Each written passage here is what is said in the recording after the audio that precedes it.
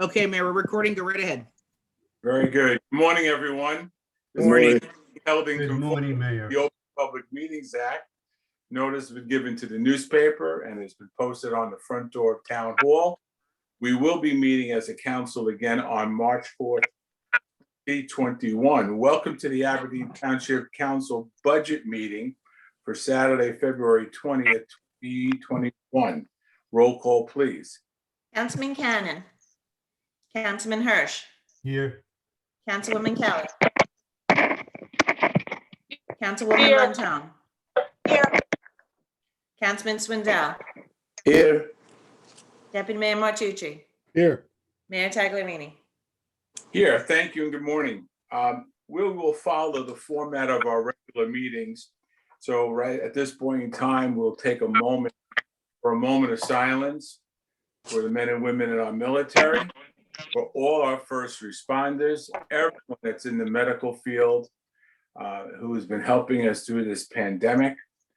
And we also will take a moment of silence for all friends, neighbors, residents that perished during this pandemic. And I also will allow you a moment of silence for your own personal intention.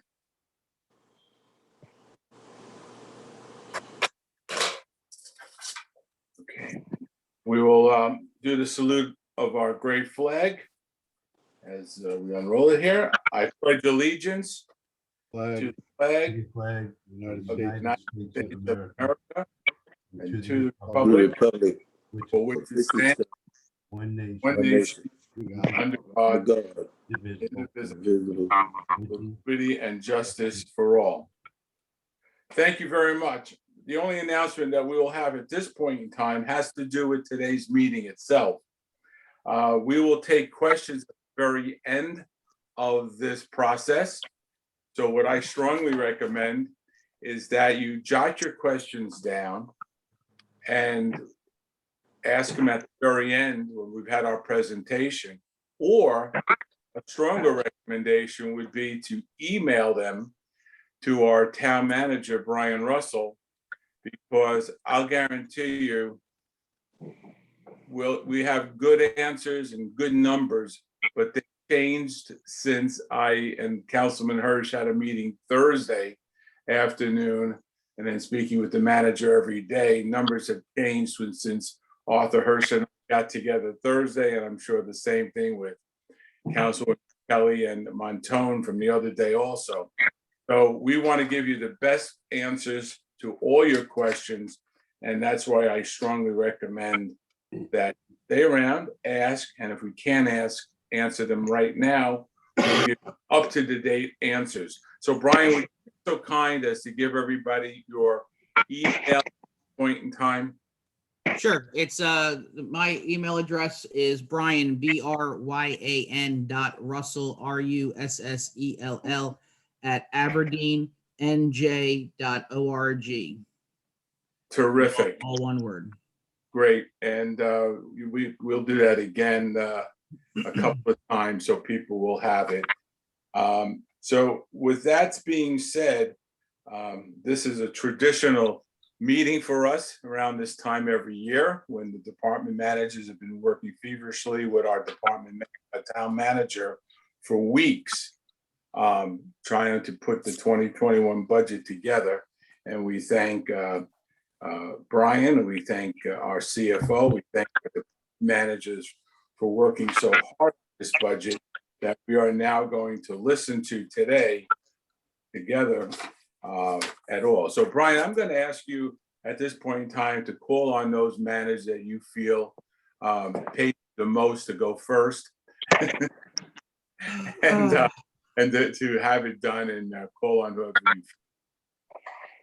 Yeah, actually, you know what I'm going to do? And again, I apologize. The CFO was running late, so she is not on yet because I think she needed to go over just a few things. But I think what maybe we should do is I'll try to do some of the, if you don't mind, Mayor, actually, I think I'll do some of the smaller departments first. Yeah, absolutely. Just so they have smaller groupings that they can do, and then we'll move on from there. Yeah. Just please try to give us page numbers and department. Yeah, because if you do have to, and just so you all know, the mayor is exactly correct. I think since yesterday afternoon in our last mini budget meeting, we had already 9 changes in our budget numbers. So from Thursday's first mini budget meeting in the afternoon, when I met with some council members, to yesterday's meeting, and besides that, me and Angela going over numbers, double checking things, we had about 9 changes already. So we'll make sure that your numbers will reflect. I think almost everybody did have some reflections, but maybe the earlier groups, we may have to go back and check a few things. Right. And I may have to have that for Angela, because I know she had it on a couple different pages, and of course she kept giving me new updated ones. But maybe what we'll do here is we'll skip page 1, because we can always do me last. I'd rather make sure we get everybody else first.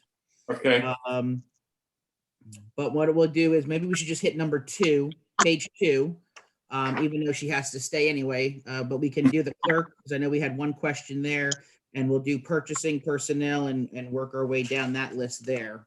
Good. And then we'll hit into, after that, we'll hit into tax assessment will be the next one after that.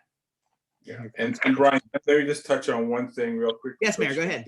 But you did allude to it. I do want the public to know that every council person, 3 and less, were invited into a meeting with the CFO and the manager to give us a briefing about this budget. So I do want you to know that this is not the first time the council is looking at it, but we may not be looking at the same numbers from 2 days ago, nor will we be seeing the same numbers next week. So thank you, Brian, and please call your first manager.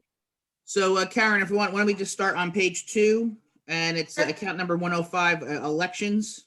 105 elections. We don't know what's going to happen this year with elections.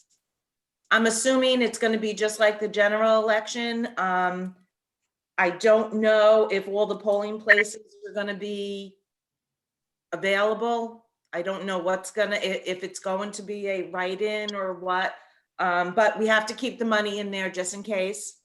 Naturally, the advertising and printing, there's nothing I could do about it. That comes right from the county. It's a bill from us to us. So the only thing that changed in this is the part-time employees. I had to increase it, being I have no deputy this year. So what happens is, somebody has to be with me all the time in case I get called out to the polling places. And so somebody could be in the office in case the county calls. What happens is on election day, that's double time and a half for somebody. So that's, just the one person could take up like the whole $1,000. So I needed to increase it because now we have the primary election and then the general. So I'm going to have another person in. So that's the reason why I had to double that amount. All right. Any questions?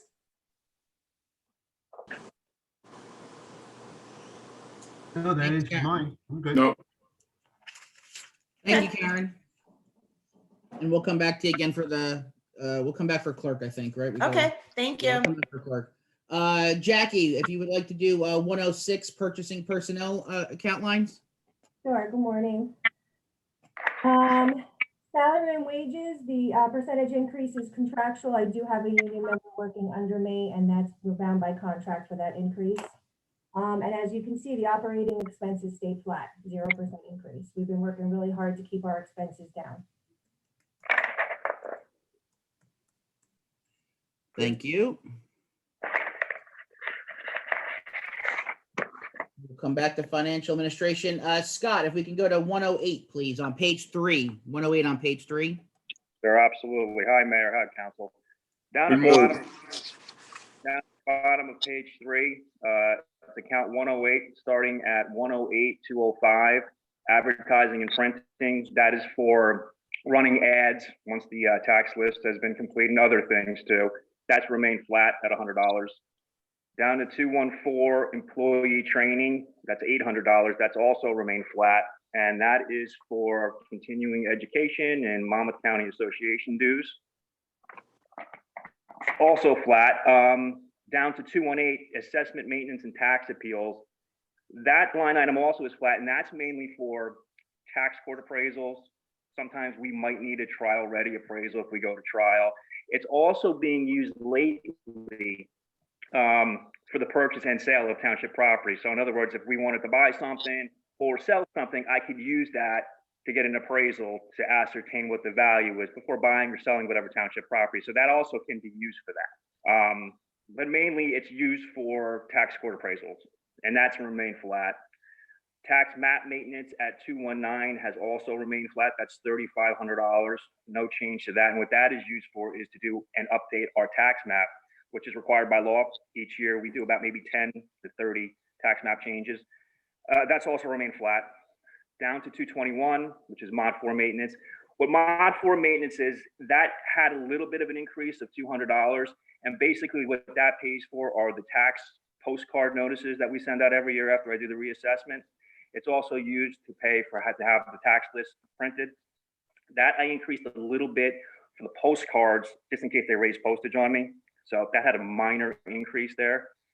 And the last one is 222. That is for the assessment demonstration program.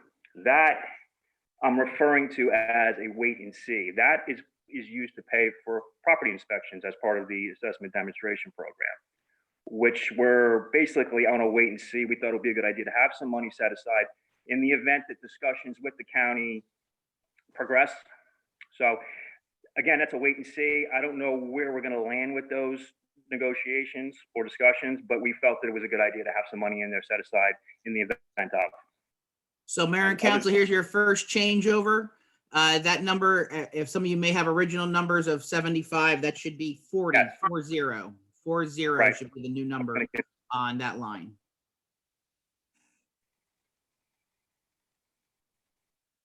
And 40 would pay for 20% inspections.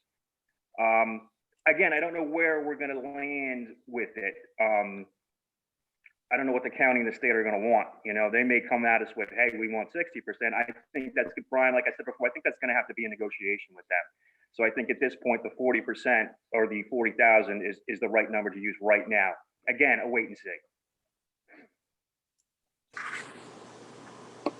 Any questions for Scott? Oh, thank you, Scott. You're welcome, Mayor. Yeah, Brian, either you or Scott, maybe you can explain the 11.4 increase in salary so that the public knows. the Yeah, same. I can go over that one. So that is, Scott put in the increase in possible salary if we do the shared service with Seegert on the tax assessor position. It's still a wait and see. They actually just got a brand new borough administrator down there, and he only just reached out to me. I mean, I think he's only there like 2 weeks. He just reached out to me on Thursday to see if we can set up a meeting for this week or this next week coming up to discuss that proposal that they brought to us in 2020. So for right now, we do have it in there. Of course, on this side, it would be the expense, and then you would see the revenue from what Seegert would be paying us on the revenue side at a later date, once we finish all those negotiations and if it goes forward. Thanks very much. No problem. Okay. Thank you, Scott. Angela, is on, but I think she's just getting herself ready. So we'll go forward from there. Just turning to page 5, and I'm going to go back to Karen again, and she can just do her regular clerk's office line.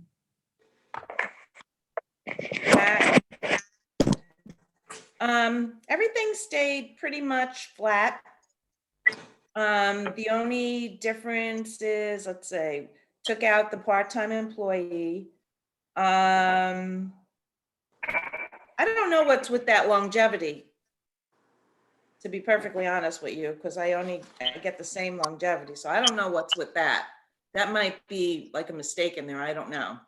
All right. Okay, let's see. The codification of ordinances. Last year we didn't codify because the year before we did it up until December. So that's why I didn't spend all that last year, but we're going to be doing it this year. Advertising and printing, naturally, we didn't have too much last year. So I'm keeping it the same as a just in case. Oh, and my employee training, I had the 2,000 in, it went down to 500. Because I thought, with the deputy clerk, but now that's fine. It goes down to 500 for the CEUs. And I also increased the dues and conferences because it seems like everything's going up a little bit. And I spent like 2,500 last year. So I just increased that like well, actually, I just doubled it because of what was spent last year. Karen, the 6,500 in the, I can't hear you, Longevity- Angela. I'm sorry. Oh. Go ahead. okay, the longevity number includes Yeah. the 5,000 sick incentive? Oh, okay. That's where it is. Okay, that's Yeah. fine. Okay, now I understand that. It makes sense. So we had a reduction of one number, Brian, on 214. So on, 214, you can scratch that and put 500, 500. Now, Okay. Brian, during Yes, sir. our mini meeting, you told us that the regular employee number of 209 was changed. I just want to clarify that. Say that Yeah. again. On 102. 112, 102, Yep. okay, during our mini meeting with the mayor, you mentioned that that number got changed. So it's 103. You could take that out. Okay. 103 comes out, yes, that, okay, And then, and then 102, it should be 96081. that's what I thought. Forgot. I sorry. I came in a little slow on that, the Saturday morning buzz. Okay, and that makes a whole lot more sense. 96081. Right. Thank you, Thank- Brian. Am I okay with this? Yeah. Oh, okay. All right. Yeah, we had some, we just had some numbers switching around. Oh, okay. Okay, so if, sorry, Any any other, questions? any other questions for Karen? Okay, just staying on there just to finish that page, 113 engineering. That is our general engineering services, which comprises of miscellaneous roadway systems, miscellaneous sanitary sewage system, and miscellaneous stormwater drainage system related services, and miscellaneous water utility system services. And that's all for CME. To stay onto that side. So, Brian, it's, that was a change also, right, of 10,000? yes, correct. sorry, because I have the other one. I think it was 50,000 we had from the previous, and you can put it down to the 40. So there is no increase at all. No. Perfect. Okay. We can shoot over to, we'll go switch right over to, let's stay with page 6, and we'll hit buildings and grounds. Jim Calabelli. That's me. Good morning. Oh, I'm sorry. I apologize. That's Sandra. That's all right. I was just staring at Jim. I apologize. Go ahead, That's Sandra. okay. Since we're there, let's just go and do page 6. It's count number 114. Yeah, good morning, Mayor and Council and Good Brian. morning. Morning. Yes, buildings and grounds. What we did on these buildings and grounds is we separated the portion of the expenses that were coming out of Parks and Recreation, since Park and Recreation's budget is now being overseen by the Director of Parks and Recreation, Jim. So some of the numbers were the expenses from Parks and Recreation were split, and some of those expenses were brought into buildings and grounds, and the other expenses were remained under Parks and Recreation. So you'll see some of the increases in here that relate to the contract that we have with the landscaper, for example. That was the total amount of that contract was paid out of Parks and Recreation, but we split it into two Some of that's the expenses related to just parks were left in there, and those are related to like cutting the lawn on the other buildings like community center, Noble, town hall, and the other property owned by the township, vacant properties. All that was brought up into the buildings and grounds account. So that's why you're gonna see a big jump in this account. That's because we're doing that from buildings and grounds. So going and the first one being 114 in the salary and wages, 114,102. The increase that you see there is as every year with the contract of the DPW employees, their salaries increases, and that's why that number jumps from what we had last year to a new number. Longevity and sickness, it's also the number that increases as some of the guys per the contract again, you know, they get some kind of a incentive for not getting sick, and the longevity is because they go into the 5 years being employed by the township, so they get some incentive there. So some of the guys are jumping onto that new category. That's why the jump is in there. Any questions on that first salaries and wages? Just one, Yes, sir. under 114, 102. Yes. I just want to make sure I understand that the regular employee is going up 10.5%, and that's due to contractual agreements, along with some additional work that's been split out of grounds and maintenance, or is it all contractual? Just contractual. So the contract calls for a 10.5% increase in salaries? Yes, yes. For the salaries, yes. Mhm. It's total numbers, though. It's not. Total just- number, yes. Yeah, it's total number, not an individual. No, I understand that. Okay. Any other questions or? Yeah. Have we, thank you so much, Sandra, for joining us today. In overtime, has this snowstorm or snowstorms going to play havoc on that line item? The overtime is charged to the snow account, and that's a separate account that we have. Right. So that has nothing to do with that. This is regular overtime that the guys go in. I'm saying, for example, they're doing a repair on Right. or cutting something, and then they take a little longer, then that overtime is under this number. Great answer. Thank you, Sandra. Welcome, sir.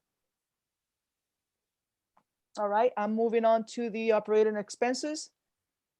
This is what I refer to when I first say my statement here. This is the big change. Like I said, we split it between Parks and Recreation, and we get some of those expenses brought into the buildings and ground. That's why these numbers are higher than normal. Here you have an increase of about 29,000 from last year. And that is because we, like I said, the contract for the landscaper, it's about $48,000, somewhere along those lines. So if you split that almost in half, you know, that's what this number comes in. Okay. Building repair, we remain flat. The building supplies also increased as the municipality got into a contract with Cintas for cleaning supplies. Instead of going through different vendors that we have 2 or 3 different vendors.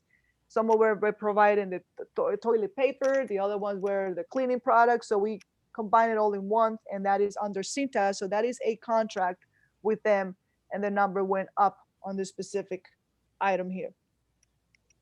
And Sandra, just, I don't want to cut you off totally, but just want to Yes. make sure. Also, is it in building supplies or professional service? We also put some money in when we do our deep cleans every quarter because of the Absolutely. pandemic. Absolutely, we have that under the professional services. They Okay, clean- that's they what I clean- thought. Okay, so that was Yes. one of our questions from earlier week. Thank you. No problem.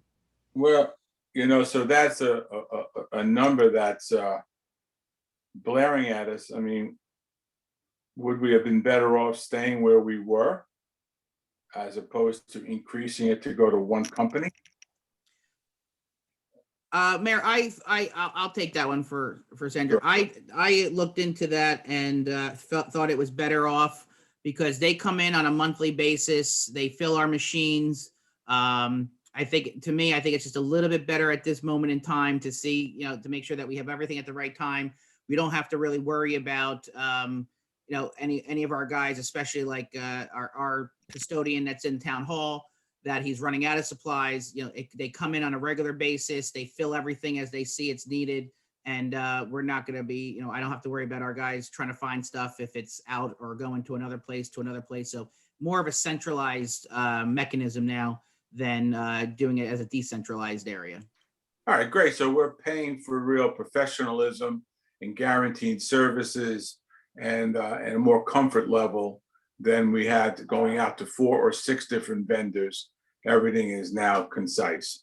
Right. So right now, and it's under a contract, but you know, we still can review it at different times. And if we feel Sure. that we weren't getting our service, then we will, you know, we will go in a different direction. Good. Thank you, Brian. Brian, on the same sir. subject, just a very quick question. Is there any savings to us now that we are no longer carrying inventory of these supplies? I believe, Jackie, do we still have some from earlier when we were doing our numbers, or not at this time? What, the inventory, we used that up. They only filled us up what we needed when they did their first site visit. There might be some leftover inventory that's used to fill up the buildings that aren't currently being used regularly, like your community center and your senior centers because of COVID. So that inventory is enough to last those buildings. Also, it offsets the Home Depot purchases that were made to refill mop heads, other supplies, manpower to go to Home Depot. So I think it's almost, since this is our first year, we'll see after the first year exactly what our bottom line is. Thank you, Jackie. Thank you. So we'll supply that to you, Councilman, after the first full year, and we'll give you some more numbers.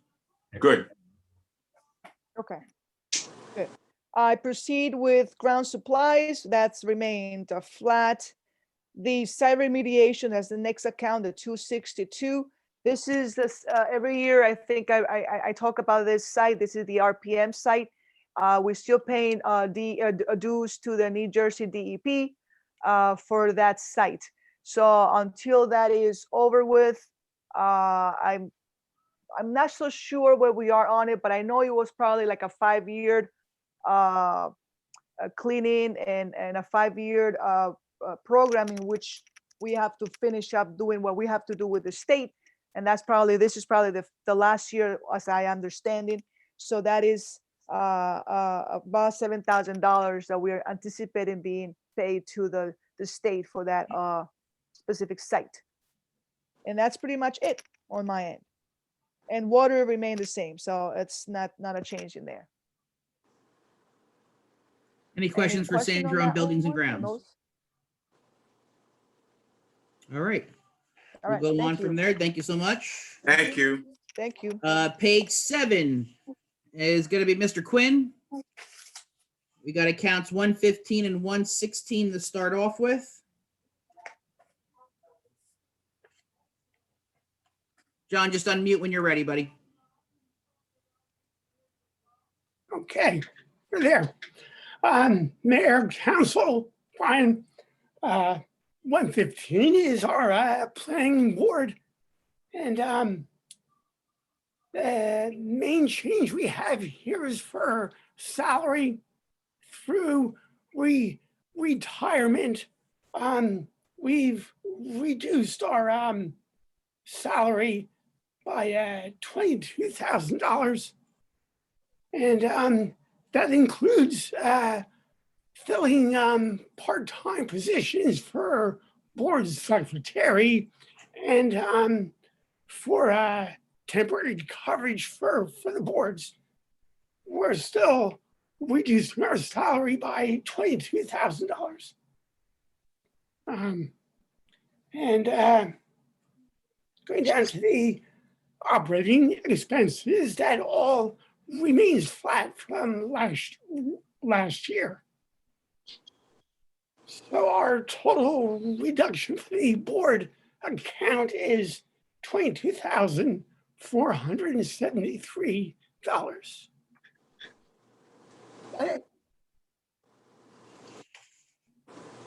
Any questions about the salaries? All right. Good. Good. Yeah. Go- I'm sorry. I just want you to know, Mr. Quinn, and I know I speak for the entire council. First of all, thank you for your role in the budget. But keep a close eye on the quality of how we're delivering our services to both boards because of that retirement, because Brian and I, and I'm sure he has discussed with you that if there's a need of another part-time person to help with certain workload, we want to make sure that we're delivering everything we can to these boards. But I certainly understand where you got these numbers, and I greatly appreciate it. But please keep Brian informed if the workload, starts piling up. I'll speak up for that one because me and John did meet, and we also met with Paula, the board secretary. So there is an overabundance of a workload right now. So we are prepping and planning. That's why we finalized our numbers. Me and John, John gave me 2 turnarounds we were going over. So we will be hiring a part-timer to work 3 days a week. I think 3 hours a day. I think, right, John, or 3 or 4, something along those lines, just for the office administrative kind of work, the minutes. Because of course, the minutes are a very important part of the zoning and planning boards. So now that we've got everything in place, we'll look for that part-timer just to help with more of the administrative office side. And because as I was just talking to Paula yesterday, she has a ton of applications that were backlogged that we're going to start. She's going to be putting on. So the both boards are going to be kind of busy. At least the first half of this year to move some more stuff forward. Good. Yes, Mayor, I feel very confident that our staff that we have in place, that we'll be able to make this transition very smooth. Wonderful. Okay. Thank you very much, Mr. Quinn. Never worry. Okay. Oh, no. All right, going on to 116 zoning board. It's essentially the same thing through retirement. We've reduced our salary and longevity by $14,210, and that includes hiring part-time people or part-time positions to be filled to cover those boards. And our operating expenses go up $100, and that's a contract we have through our software company. And that's just a $100 increase for software maintenance. So that the bottom line for the zoning board is a $14,110 reduction. Anyone on zoning? Can I just ask John a question? Sure. You're the CFO.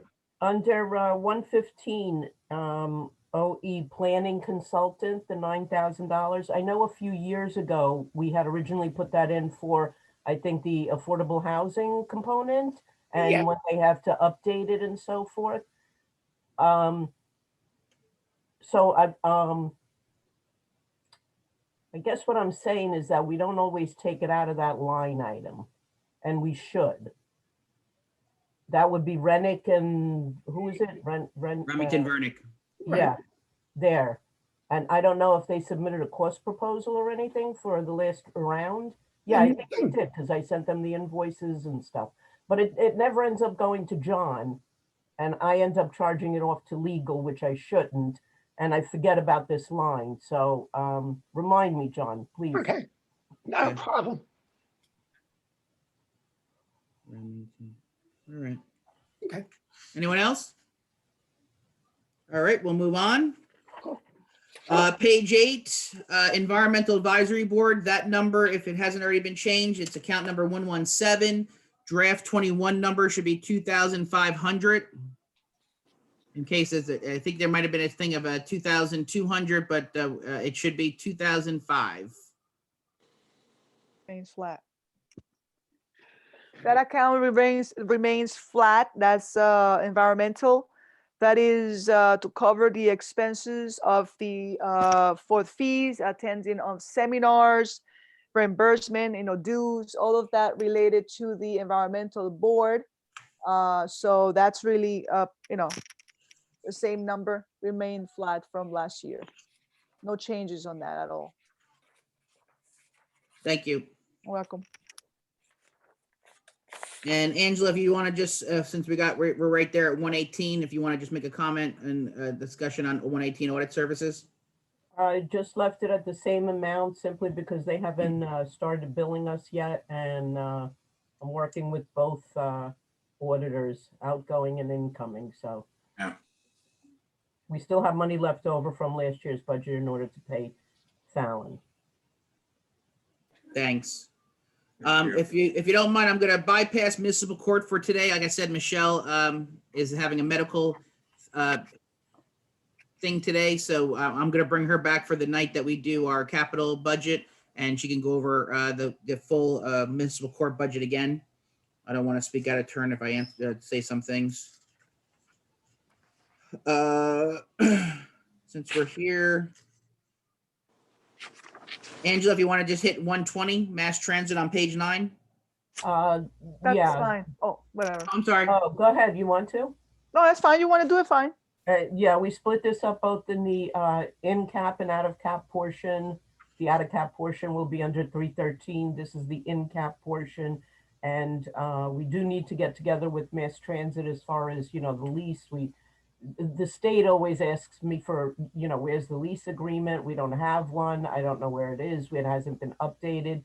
And especially because of this past year with COVID, we didn't make too many lease payments to them. And they've been asking me for it. I said, hey, there's nobody parking there. I have no money. They kind of, let it go. But we do have to get together with them soon. So, but in the meantime, I left it the way it is for now. Thank you. And then insurance is at 123.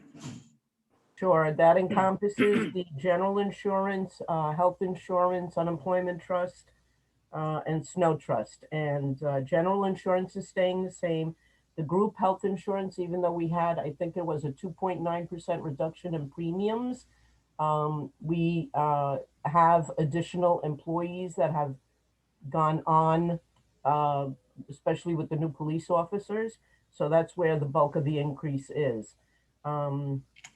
We also did get an $800,000 dividend from them last year. I don't know what we'll get this year, but we usually get at least 200,000. But last year we did get 800. The unemployment trust, I did add a little bit more money onto this simply because I wasn't sure who was going to be paying the unemployment checks to, crossing guards and anyone else that may have been laid off. But the bills have been coming in very, very low. So I'm going to take a second look at that and perhaps we can reduce that also. Have you gotten a bill lately, Jackie? I think the last one I had was like the second quarter. No? Okay. Health insurance opt-out, that's Jackie's number. She calculates everyone that takes a pass on taking insurance and the maximum that they can collect. And snow trust. We were in a very good position at the beginning of this year. January 1st, we started out with 176,000. I looked through the expenses. This last 2-footer cost us 50,000. And I'm not sure what this latest one this week is going to cost us because actually I could look it up on payroll now, right? Yeah, but I didn't. Anyway, from the 176 that we originally started January 1st, we're down to 81,000 in the snow trust fund. So this 100,000 we may be able to lower a little, but we definitely have to keep at least 100,000 into the snow trust fund. That's a good number because then, I don't think we're going to use 100,000 next December, but you never know unless we have Armageddon. So I may lower this one. I'll see what happens in the next few weeks. That's it, I think, on this one. Any questions for Angela on 123 on the insurances? All right. All right, so we'll go to page 10 since we're going this way, might as well. And we can hit the police department. Good morning, And everybody. we have a double team here today. We have chief and deputy chief, soon to be chief, on together to hit us with their budget numbers. Good morning, Mayor, Council. Deputy Chief Guyer is going to handle the presentation this morning. Morning. Good morning. Deputy chief, you're still on mute.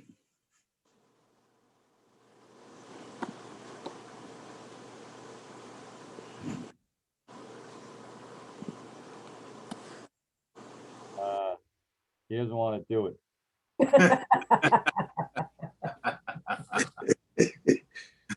Do you blame him, chief? I love doing the budget. Get it, Al? There's a button on the lower part of the screen to unmute. It might be a microphone with a line through it or Red, yeah. with a red line. Lower left-hand side. Blue button with 3 dots. I think you better spend a little more time with him, Rick.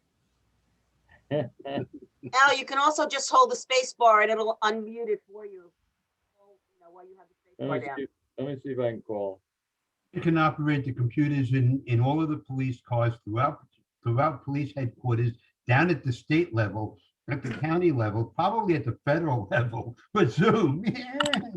As Well, the vote- listen, Brian, instead of, while they're trying to get rid of that wrinkle, why don't we go to something a little smaller and we'll keep moving along? Yeah, I'm looking right now, Mayor. Yeah, let's go back to John Quinn. We got page 11. We got code enforcement. Yeah, right along here. Yeah, he can do code enforcement, and then we can hit the uniform construction code. He can finish up his accounts. Page 11. Okay, our salaries have actually, let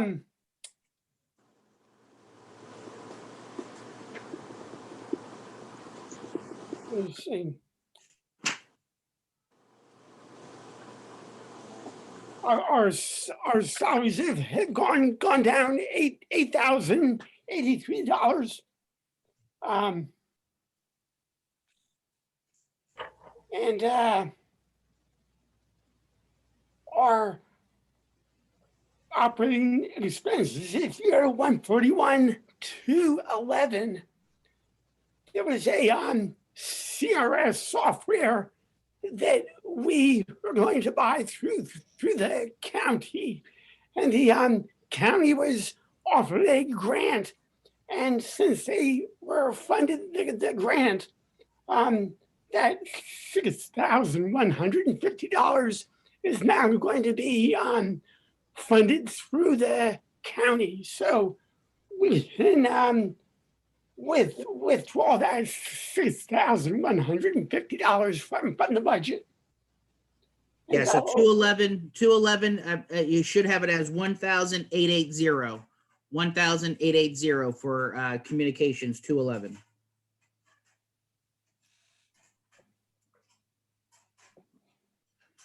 All right. and by taking that out, that'll bring our total reduction to $8,083. There he is. And it's really just about it for code enforcement.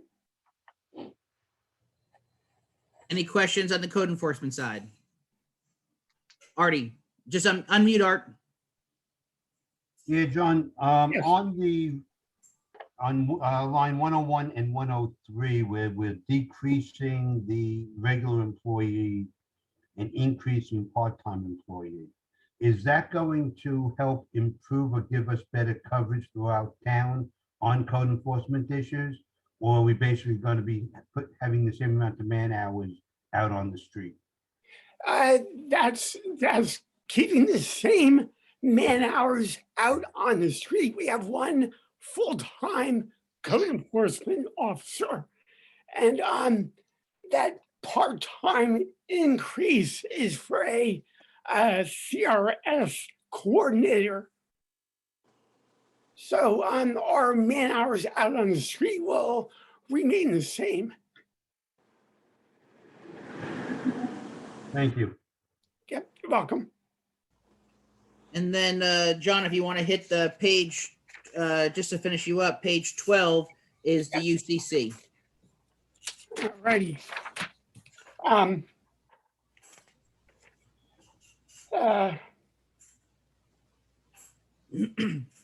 Our salaries here have gone down $8,957.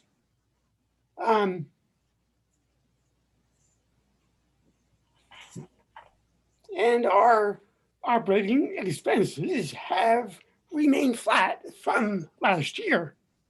So again, that'll give us a $8,957 reduction in our budget for UCC. Brian, Yes, sir. I have a question that's probably more related to you and or Angela on this. Okay. issue. I'm having difficulty understanding if we reduce regular employees by $96, increased regular part-time employees by $1,129. How we end up with, and I see I'm looking sort of at the totals down below, but I'm not understanding where we're losing $8,967 in payroll when we've only had when we actually show a gain of a little over $1,000. Yes. Okay, I'll answer that if you want. Go ahead. Okay, last year we had budgeted for a retirement payout, and this year we don't have that retirement payout. So that's why our budget has gone down from last year. Excellent. Thank you very much, John. I appreciate it. Yep, that's for both 141 and 143. That's why you see a reduction in salary, because that retirement payout came from both those accounts. Thank you very much. You're very welcome. Any other questions for John on either code enforcement or UCC? Okay, thank you very much, John. All right, thanks, guys. We're gonna go back and try round 2 again with the PD, and they have the PD and we have emergency management for pages 10 and 11. So again, back to the chiefs. Okay, Good morning. Good morning, Brian. Good morning, Mayor and Council. Morning. Sorry for the delay here. Trying to use my laptop. Wouldn't work. Now I'm on the phone. Okay, starting out with salaries and wages. The regular employees, part-time employees, overtime, longevity, holiday pay, uniforms, retirement, and sick incentive are all contractual. School crossing guards, we need to take note, there was a mistake there. Actually, a $9,500 mistake that we corrected yesterday. The actual for 2020 was $140,076, not $135,000. Did everybody see that? it was 126, I believe, was in there previously. Yeah, it's number 128.107 is that line item. Okay. Did everybody see that? Yes. Okay.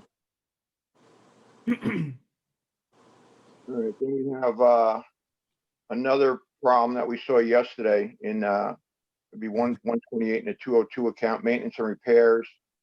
Originally for the draft for 2021 was 94,000. That was reduced to 87,000, which changes the change from 17,200 to 9,900. Professional services, is a $5,700 change. Education, it's $54,500 change. Travels and dues was the same. Communications, 7,850. Operational supplies stayed the same. Uniforms, $1,150. Firearms, 55,559. Patrol vehicles, again, this amount that's in there is usually for changeover cars, not for purchasing brand new cars. And what I mean by changeover is when we repurpose them for either the detective bureau or going to the other side as a pool car.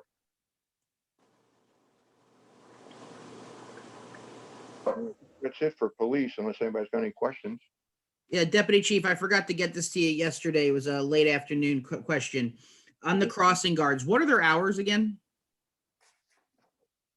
That's a good question. I believe it was 3.9 hours is what they did. But some of them are different because they handle the schools with kindergarten students going, and there's different times. But I don't have the exact times, Brian, but we can get that information for you. Yeah, just so we can have that, because I know we had that question yesterday, and I apologize for not getting it to you guys earlier. But I have that on a mark. Going back to that 202 account, I was remiss. I didn't take out some maintenance costs that should have been put into 45 for our agreement, our maintenance contract. I was moved to 245 for the radios, and I forgot to take that out. So that accounts for that high number, but that's been corrected. So, are there any other questions on that? Well, the only thing I have is a statement that I know would be a capital item. I tried desperately, counsel, to try to get a boat for the chief to entice him to stay, but nothing worked. And of course, then there will be no boat in this budget. Too late, Mayor. What? It's not too late. We'll have it at the walkout. We'll have it at the walkout. Thanks, Greg. 11th hour. That was a secret. Thank you. We got a Corvette for you, Al. So don't worry about Wow. That was a secret. I had a question on the salaries for the police. Go ahead. So you got obviously Chief and Deputy Chief, you guys are aware of the renegotiation with the PBA several years ago. And if you look at the line items from 2017 to 2018 and to 2019 to 2020, the salaries and wages essentially remained flat. They're within like $20,000 of each other on a $4.6 million salaries and wages budget. But this year it went up $230,000. And so I recognize there's some young officers with some steps and some of the breaks of the retirements haven't happened. But is that what it's related to, or? I think there's, and Angela can help me out here. I don't think also the Pure grant hasn't been applied yet, and I think Angela's does. I think it's the actual paid and charged numbers in line 128, 102. So I don't know if there's expenses from last year flowing through to this year, if we're holding them for some sort of COVID relief purposes, because obviously the police would be the most. Probably the most reimbursable in those expenses, for especially given some of the issues we had with COVID in the department. But if there's only 3.9 charged off this year, which frankly is probably lower than the council expect in our projections on that contract. But the reason, Greg, that it's so low is because there were a lot of cops that were out, especially initially when the first round, we did get reimbursed that money from the county. So I applied it directly to that line item. Oh, so the COVID relief money directly reduced that line item. So that's why the charged off doesn't correlate to the ongoing. Okay. And then and off the top of my head, I'm thinking it was like 140,000. Okay, but then so, and I see the overtime went up, which is obvious, right? If you have people out, overtime goes up. Yeah. But like it still doesn't balance out. So either the cops made a lot less money this year and they're looking to make, or they're going to make $229,000 more this year, or it should, I mean, according to the calculations that I have from the projections of that contract review, it should really be like 4.7. I mean, it should be like 150,000 or $200,000 less Well, than 4.89 million for the salary. I don't recall when the new police officers were hired, but I think it was towards the end of the year. So in last year's budget, it only accounted for maybe like 6 months. When did they come on, Rick? August. October, when? August. August. So it was only 6 months salary last year, and we did project that, but this year they're on for a full year. Oh, so the retirement salary breaks were a few $100,000 then in that regard because of the delay in bringing on new people and paying them? No. I'm talking about the new cops that came on. The 6 of them, they came on in October. So last year we only budgeted for half their salary for half a year. This year's budget would be those 6 guys that came on, or however many it was, for a full year. Gotcha. Okay. I was trying to understand where the break was and then what the expectation would be to go up. So that 229 doesn't include just contractual increases. It includes the time disparity between when the people started last year. So the jump isn't necessarily a structural one where it's going to happen every year. Right. It's a timing thing as well. Because the number of the contract didn't make any sense to me. That's not the numbers I had when we agreed to do that 4 years ago. Okay, so it's a time differential as well. So last year is really more deflated than this year's is inflated. That makes sense. Am I making sense in that regard? Is that accurate? I understand what you're saying. Yes. Okay, in terms of the percentage change, because obviously that's all we look at every time here. The percentage change isn't really fair to look at because of that time differential from last year. It's not going to exist going forward. Yeah. I got you. Okay, thank you. That was my question as to that break, because obviously, based on our projections, like 4.9% every year isn't what we expect when we make the policy. So okay, thank you very much. That explains it. I understand now.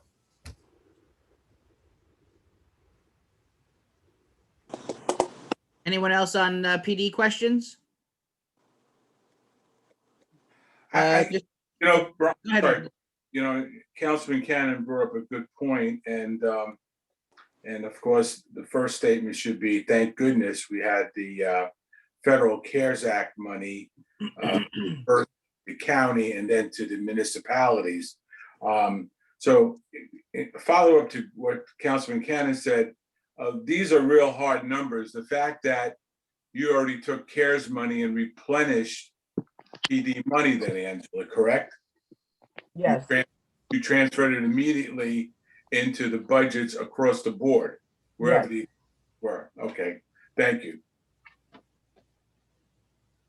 Just on the bottom of that page is first aid. That's alert ambulance, which changed to JFK Hackensack Meridian transport. And you can see that that's 100,000 with that contract. I know there's which one is killing here.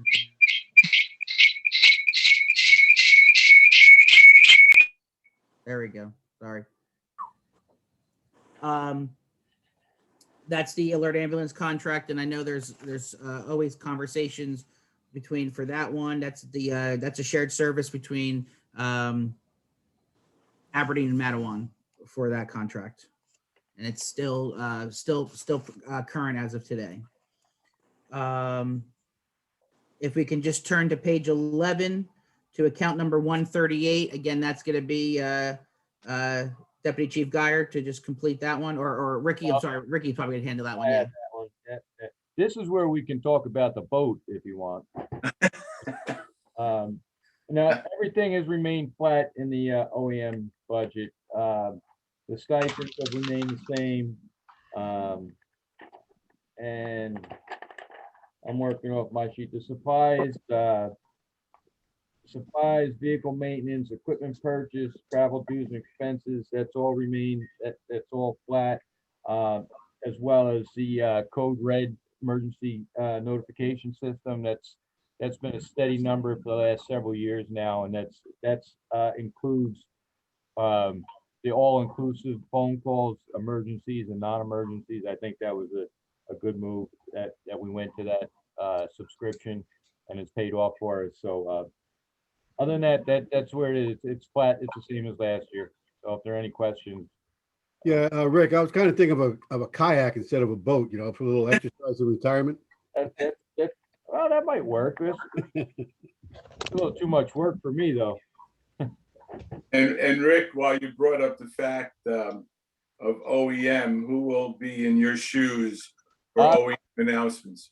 Well, Lieutenant Hauser is going to step in. You know, we're throwing a lot of responsibilities on him, and so he's going to be stepping up to handle those chores. I understand we're going to be hiring a PIO.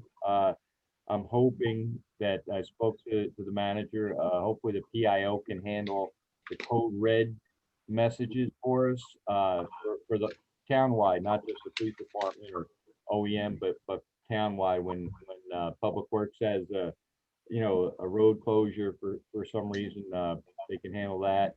And so yeah, so Craig will he's going to step up, and we're also going to move a couple other people. Ken Marr is going to move into OEM as an assistant. Herb Carabella and Kathy Morello handles our warming stations and evacuation responsibilities. So we're going to be having a meeting this week and adding responsibilities to those folks. And I expect it should be a smooth transition. Okay, good. Mayor, And once we have these meetings this week with me and Ricky for our final discussions, and we're totally ready to go, I'll send the official letter of appointment to mayor and council for that, and then we'll send that off to the county. Okay, and Chief, any way, for lack of a better word, blending Nixle and Code Red into one announcement, or? Well, they're different platforms, Mayor. I'm not familiar with how Nixle actually works, but I think with the PIO coming in, I know we do use Nixle a lot, and you know, sometimes it gets a little cumbersome for the people that are receiving those messages. So we should probably have some discussions, with the PIO to see which is the best way to put these messages out, where we get the most bang for our buck, and not annoy the receivers, the residents that are getting these messages all the time. We don't want to just bombard them with all these messages. So that's a discussion we should have with the PIO whenever he or she comes on board, and you know, get the best procedure in place to get that information out. Thank you, sir. Okay. Thank you. Thank you. Great. So if we go to page 13, we're just going to start hitting some of these pages and clearing them off. Page 13 is road repair and maintenance. Account number 148. That's me. All right, so for road repaired, we have an increase on the regular employee sub account 102. Again, that is related to the contractual with the bargaining unit. We have also an increase in longevity, as I indicated earlier on 114. A lot of these DPW employees are getting up to that level in which they get the incentive for being here, and that's the 5-year mark. So we have a few of those coming up to that level, and that's what the increase is in there of about $9,500. And then retirement, we, as you are aware, Carol, who was my assistant, retired as of December 31st. So that's the retirement portion of it. We pay for her retirement as being here. She was here for about, I want to say like 16 years. So she gets some of that retirement money paid back to her. And that's that's really all the changes that I have here. Any questions on this first salaries and wages? No? Okay. All right, on to OE. I'm gonna go into the OE. So pretty much it remained the same. The only item that was increased a little bit was the 216. There's the travelers dues and conferences. Yeah, it's a little bit. It looks like it's a little more expensive now with the with COVID, I guess, through Zoom and all these other platforms, the way they do their classes. So it's just a $200 increase on that just to cover that. Out of the uniform and shoes, which is really their the uniform company, that is service our employees with their uniforms, and the shoes being their boot reimbursement that they get a year. There's a little bit of increase in there, which is $1,000. I moved. Same thing. We try to, like I said, we're trying to get Parks and Recreation on one side. So some of the employees that were on the Parks and Recreation were moved to the roads account. And then that's the change in there. That includes their uniforms and their boots that was not part of that originally. Equipment and tools, I think there was a reduction of about $2,000. You know, we are purchasing a lot of tools and equipment that we needed for our mechanics. You know, so that was kind of brought up to a good standard now that we are getting pretty good equipment to work with. The subcontractors repairs is an increase in there. We noticed a lot of the increase came back from the hiring of a tree cutting company to do a lot of the tree cutting. After storms come through the township, you know, we've noticed in a lot of trees in bad shape, issues with safety. A lot of the residents calling us to get their trees looked at and cut. So that is increasing, and from what I can see driving around the township, I can see that a lot of those trees are in bad shape, and it's just a matter of time where they start to come down or become a safety hazard. So I just increased it because I know that we're gonna have even more this year. That's about it. Any questions? Okay, we all knew what you meant, but let the public be aware that we're not talking about trees on private property. We're talking about trees on township property that will affect homes and private property. So therefore, just wanted to let you know that we all knew what you were speaking about, but this does go out to the public. So thank you very much. You're welcome. Yes, absolutely right, Mayor. Any other question? All right, I'm done with that one. The next one will be page 14, which is the signs, street signs. I believe though 273 was a little mistake. It should have been 5,000, so it should have remained the same. This is the traffic line striping. This is the signs. This is your no parking signs, stop signs, street name signs, all that stuff. All the striping that we do for, like last year, we were able to stripe the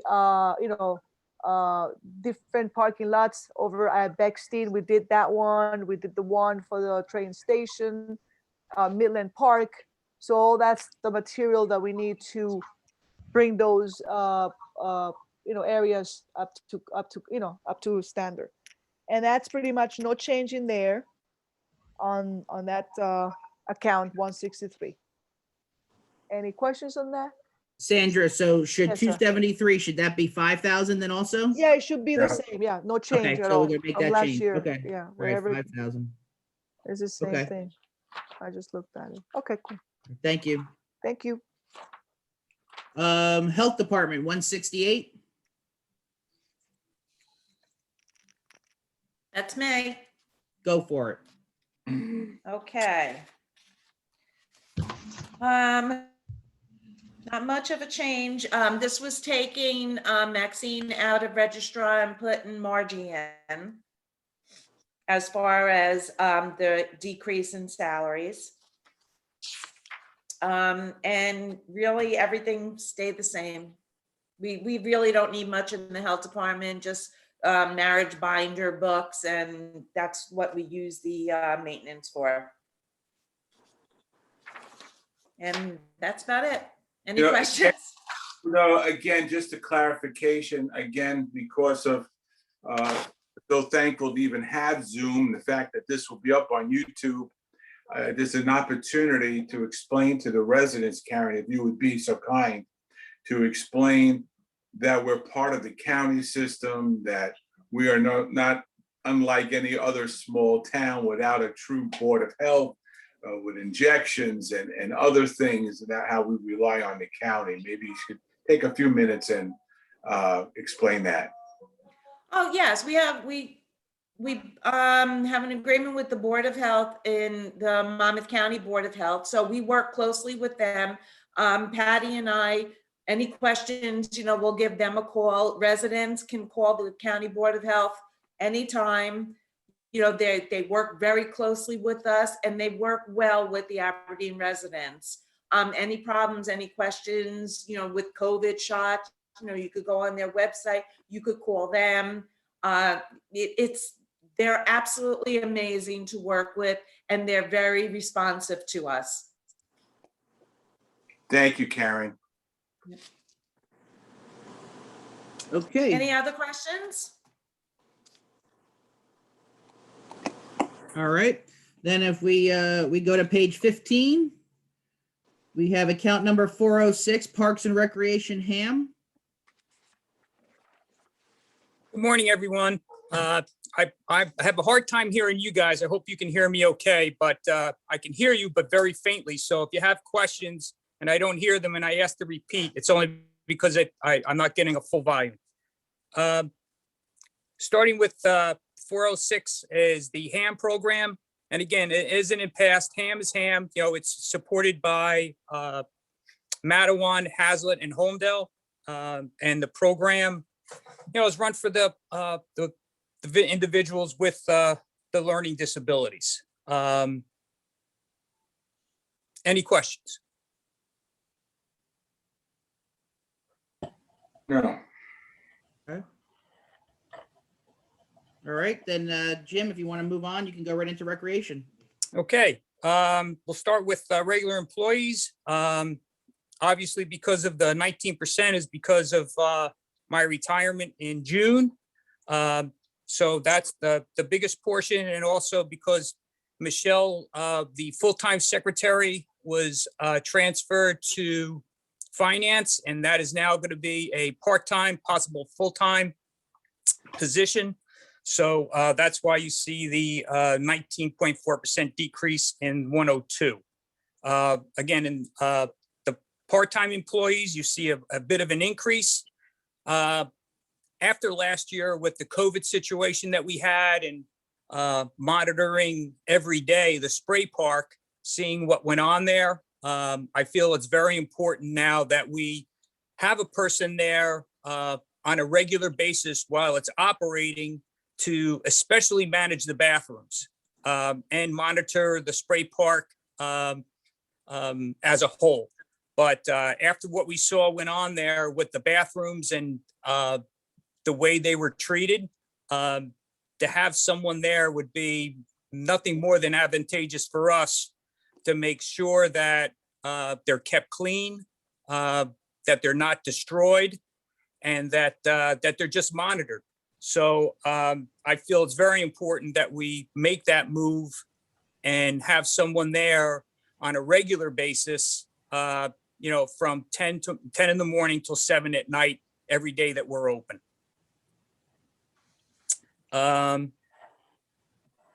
And that's the only thing other than the retirement, buyout for myself. That would be it for salaries and wages for our part of recreation. Are there any questions?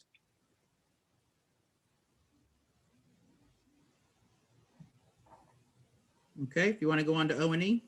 Okay, O&E. You're going to see a lot of increases here, especially advertising, only because we want to do more advertising. Unfortunately, Britt, or fortunately, Britt is not here because she had the baby. But after discussing with her, we're going to do a lot more advertising and try to get some things out there for the public, so that there's just more information, and we can get either better attendance or more recognition for some of the newer programs that Brittany was looking at. So we just thought it was important to add that in, so that we had the money to spend for the advertising. Spray park, again, we don't know what's going on pretty much on a daily basis there. it's important to make sure that we have the money there and just in case. So we had everything hopefully taken care of with the leak. Is it 100%? We don't know. You know, when the testing was done, we hopefully found the leak, and but if we didn't and something else goes on, usually that's not an easy or inexpensive fix. So that's why we asked to have $15,000 put in there in case there's an emergency and something needs to be taken care of, either with the pumping system or with the spray park itself, whether it's the lines, the pieces of equipment. They're not cheap to take care of. And we try to do as good as Jared and George are. You know, a lot of times we have to call in a plumber or an outside professional to come in and take care of these things. So I think it's important to keep that money in there so that we can keep, and it is well attended, that spray park open on a daily basis. Any questions on that one? Okay, dues and conferences. Because Brittany, Jared, and George are going to be going for and attending more classes, CEUs. Jared and George do things especially for the parks. We're going to have them become a certified park inspectors so that they can keep an eye on, especially we're putting in all these new parks, make sure that everything meets all the standards and qualifications. And I think it's important for these guys to have that so that we have someone in-house that can inspect our parks and make sure that they meet all the safety standards for the community. Moving forward, playground program supplies. You know, we've been able to maintain over the past few years, you know, an inventory of games and balls and things like that. We're totally depleted. So that's why I've asked for the increase so that hopefully our summer program will take place this year so we can resupply with the things that they need for the Summer Adventures program as planned. The lease of buses. Brian and I talked yesterday because of half the year probably going by and not being able to run some of the trips. Brian, and correct me if I'm wrong, I think we went with a reduction of $8,000 on that line item, which is $188,286. Yeah, I think, Angela, I think we made a mistake when we did it because I know I have 40, but it should be 48. Okay. And then the On 286? 286, we should have had 48, and then 293 should have been 40. Oh, okay. Yeah, I think we just flipped it. Okay. Okay. And again, that's going to be subject to what's going on. Yes. So Yeah, I'm glad. it's still going to be a fluid one with recreation, with depending on guidelines and guidance and rules coming down from the state. Yeah. Yeah, right now we're currently planning for Summer Adventures program. Only because we don't want to wait till the last minute and find out. So we are planning for a program. We're applying for all of our permits and arranging for the buses and things of that nature. And then when it gets closer and we get direction from you guys and then from the state, what we can and cannot do, then we'll make modifications moving forward. Jim, I have a question on the buses. Since we are not sure what we're doing, once we arrange for the buses and then find out we can't use them because of the executive orders or what's going on with COVID, are we responsible for any of the expense for the commitment of the buses, or is that fully refundable? No. And they actually don't charge us until after it's over. So they run a running tab. We send them the interlocal agreement. We encumber the money, but we are not charged for anything that we don't use. Yeah. And Jim, correct me if I'm wrong, from Little League days years ago, the rule of thumb used to be, especially for going to a baseball game, If the buses don't leave the garage, there is no charge whatsoever. So, right? So. That's correct. Yeah, so in effect, if we knew weeks ahead of time that an executive order would not allow us to do something, there would be no charge for any of the buses. So, good question. Good question, Artie, to be clarified. Okay, any questions about rec?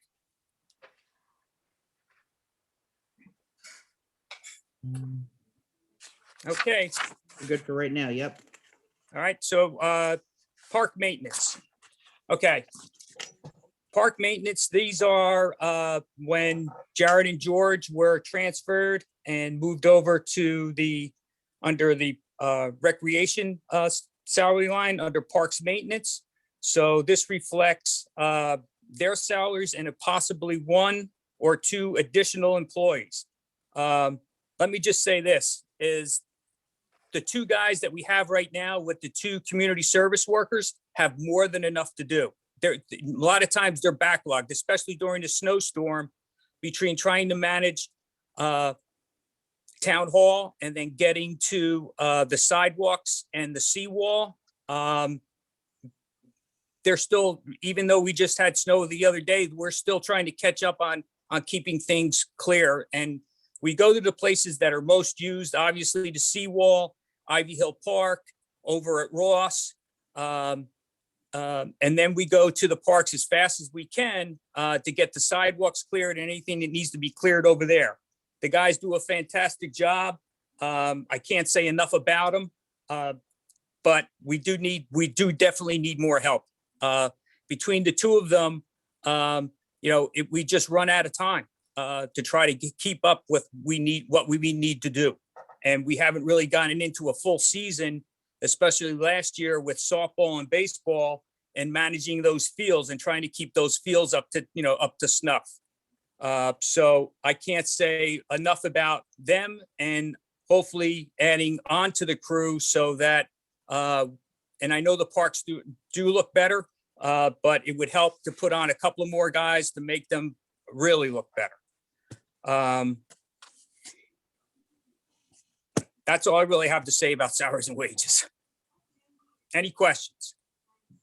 Well, you bring up a very good point, because your part-time line is empty.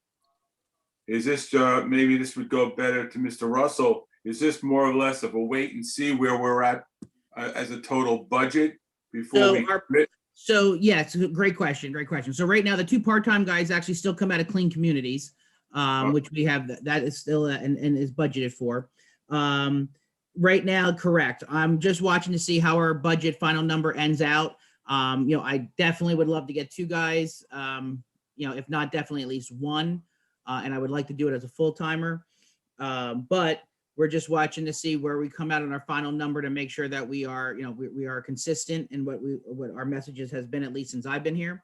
And then moving, and then we'll move forward with it. And most likely, I know Jim wants them, Jim, and I agree with Jim too.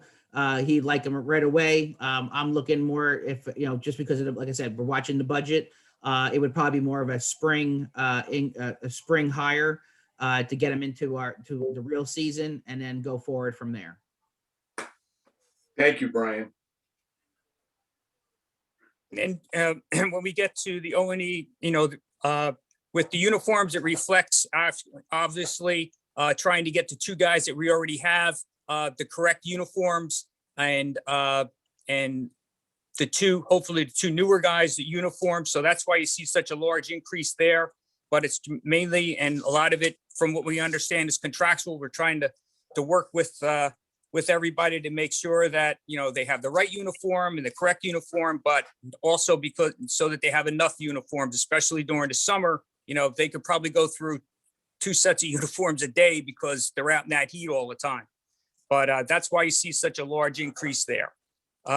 Mowers and edgers, again, we're trying to bring in equipment that makes it easier for their job, especially when they're over at the seawall, to use the right equipment so it's more efficient, and it makes their job a little bit easier, but it also again, makes their job more efficient so they can get through what they need to do and move on.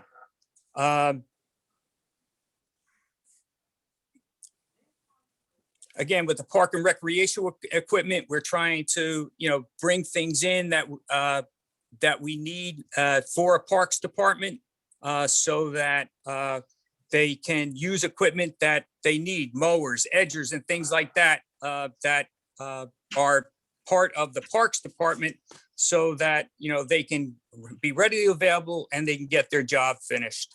The beach maintenance, and I know there was a question from Paul about the fencing, and that's part of what the beach maintenance is, to get the snow fencing in there. He's going to get me a number and maintain the beach the way it has been. Are there any questions?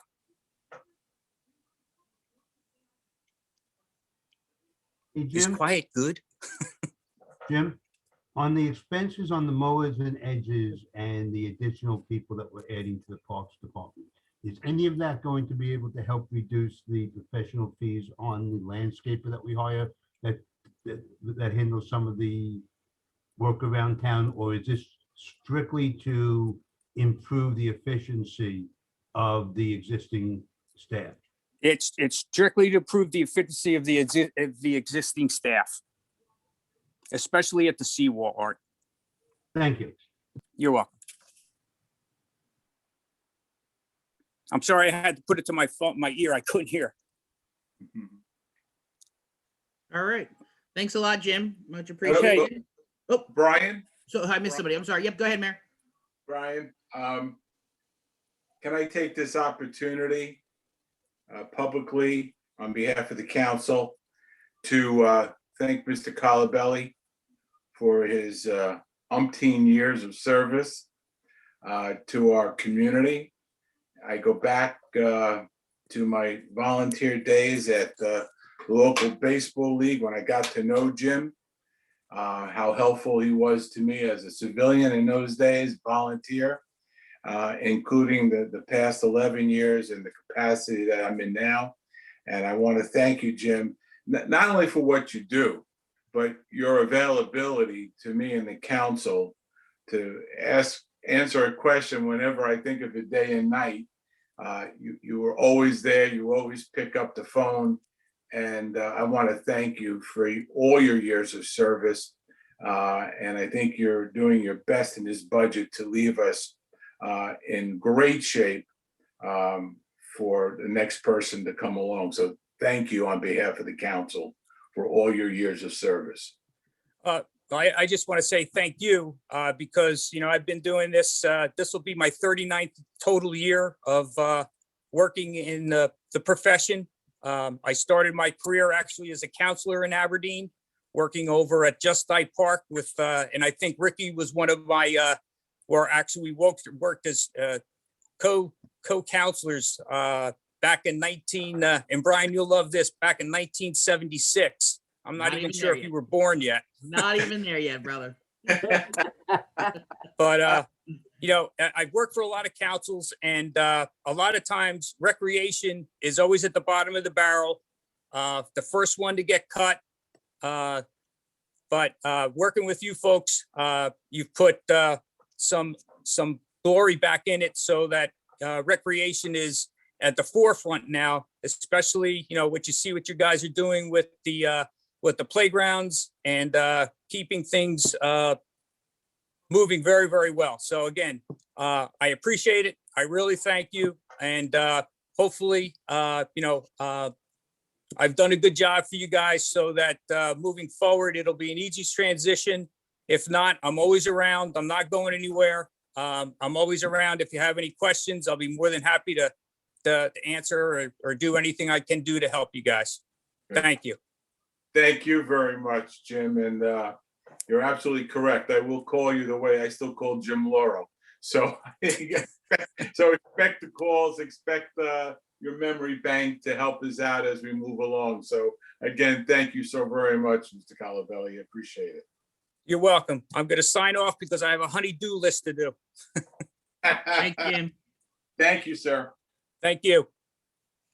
All right, so we're gonna stay on 16 and start with the bulk utility accounts. And I think that's Jackie. Yay, it's me. Okay, 191, which is the unleaded gasoline purchases. There was a discussion between me and Angela that I think we're gonna have to increase my request due to the increasing cost of fuel. So I don't know if Ange has a recommendation of how much we should increase it by. I see that we only paid out 41,275 and I requested 55. So I don't know, I was thinking maybe go back to what I had originally requested in 2020. Do you think that's a good estimate, Ange? Yes. Okay, so we'll change 191,201 back to the 59,500 and 191,202 to the 39,500. Any questions? Smart move. Okay, I'm going to move on to 192, which is the telephones. I think there might have been an issue with transposed numbers because if you see, there's a negative 18,584 for in 192,201 and a positive 18,584. I think the numbers got reversed. It should be exactly the same as I requested last year. Yeah. Sorry about that. That's okay. It happens. 896. Okay. Yeah. All right, any questions on the phones? Okay, we'll go on to the natural gas. That stays flat.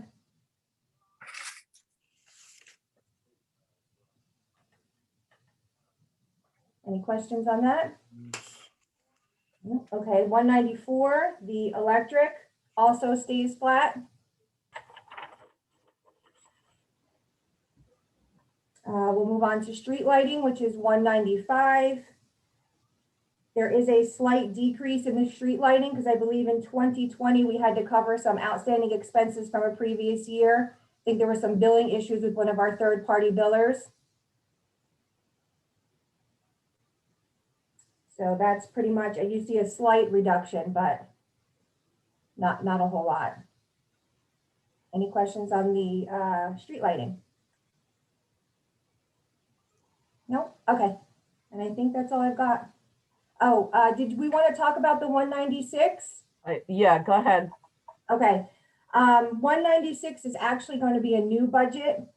That is for the maintenance and the service agreements on all of the security cameras throughout the township. And I do, it's my understanding that Brian's pushing to have some more cameras put at some of our public locations.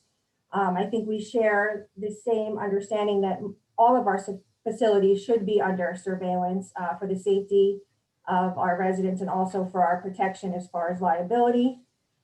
Without really having concrete numbers, I did give an estimate of a $14,000 overall budget. That's for maintenance, service agreements, repairs, not the installation of the cameras themselves, because that would be a capital item.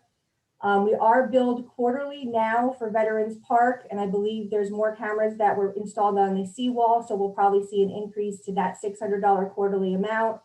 Our community center is also now equipped with cameras, and that's a $81 a quarter amount. So I'm planning, as we put more cameras in, to be able to cover the maintenance and the service agreement costs. Obviously, this is just a rough number, and we'll see at the end of 2021 where we fall. But I think this is a really good estimate. Does anybody have any questions? Okay, so that was not in our printouts, but we just added account number 196 for 14,000. Yes. Correct. Thank you. And like I said, I budgeted right now for the parks. I budgeted for to do two parks. I haven't been able to get somebody out yet just because of the weather. I'm hoping we can melt some snow away and get into a couple of the parks, take a look and see, of course they have to look for line of sight and that kind of information. And then like I said, we'll do two parks in this year's budget, and we'll start a program so it'll increase to each park. And then as we construct the parks that we're doing now, and again next year, we'll put that into our bids to have them already automatically put into the construction process of when we update our parks. So we'll be moving forward with that. And then as time goes on, we'll keep making sure all the facilities has the proper security surveillance on them as well for that property, so we don't have any problems on those areas. Thank you, Jackie. Appreciate it. Okay. Going on to 198 is the aid to organizations. That's, I've left that at the same, that's just, the VFW that we contribute to, Bayshore Youth Services and, SCAT, which is the county, bus Yes, you're right. for senior citizens. Yep, assisted transit. And this is where Ricky, who's on the phone and doesn't care about this, had asked for an additional $2,000 for the fire district celebration, which was a verbal request. I never put it in there, so if you want to ask him about it.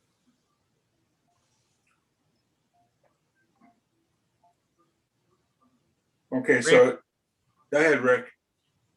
I don't He's on the phone. He's on the phone. Okay, so we have to add a $2,000 line item in the 2021 draft. Well, I believe what he requested was 2,000 for the next 5 years. I'm not quite sure what the year the celebration is or anniversary. And we But, did the same thing for Church Street. So where are we putting that? We're just putting that as a 2021 draft request? Under 198, probably 298, because that's where we had the other 100th anniversary. How much did you say, Rick, you wanted for the fire district, the celebration? What year is the celebration? 27. Anniversary? 27. 2027. 27? Yes. Oh, we got time. Yeah, plenty of time. Oh, okay. I would get it out of the way. Just write us one check.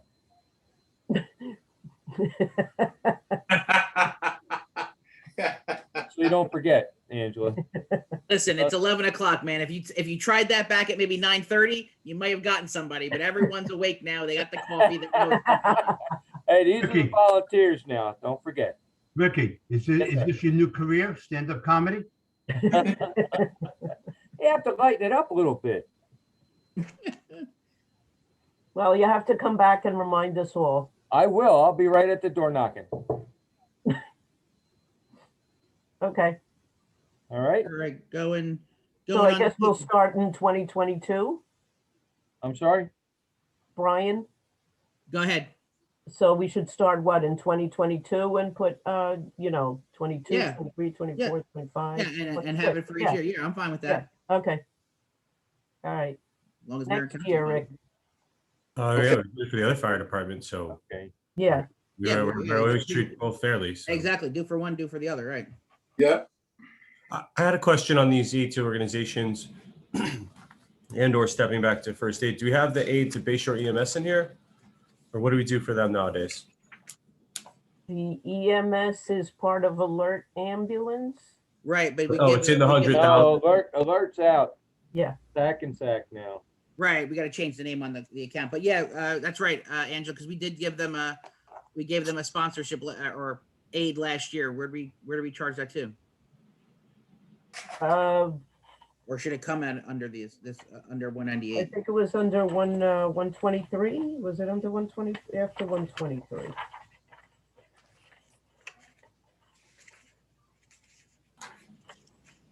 $133,249 Alert Ambulance. That's where we gave them the additional money to, who was it, Bayshore? The Bayshore, yeah. Yeah, that's where it was. So we take it from there as well. Yeah. So the 100,000, 133,249 is where we made the donation to Bayshore. You're right, because you know why? Because we're only paying. I was gonna say I don't think we pay Alert Ambulance 100, but it's Yeah. not terribly 50. far off 100. Uh,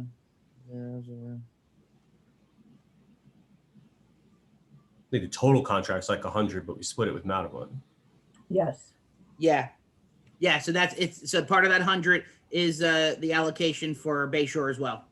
Okay, cool. Yep. 50 and 33. Yep. Okay. Yep. We're there. We're good.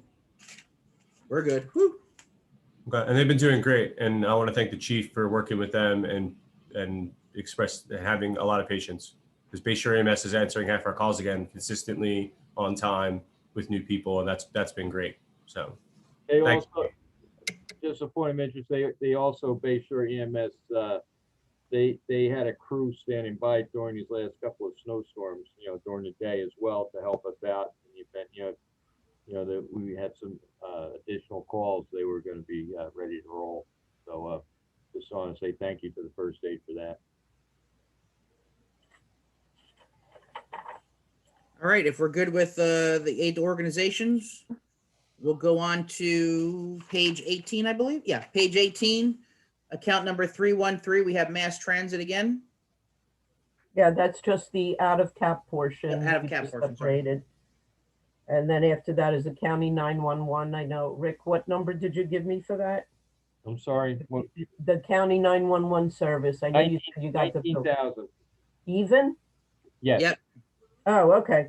All right. That'll stay the same. Yep, that's gonna stay the same. And then the then- DARE lead program for That's, 3,500. that's going to stay the same. Yeah, all those grants. The only one I'm still uncertain of is the DDEF. Obviously, I told you earlier that the safe and secure was cut about in half from 60,000 to 32,400, and so the DDEF is somewhere between 35 and 4, I believe, but I don't have a hard number on that yet.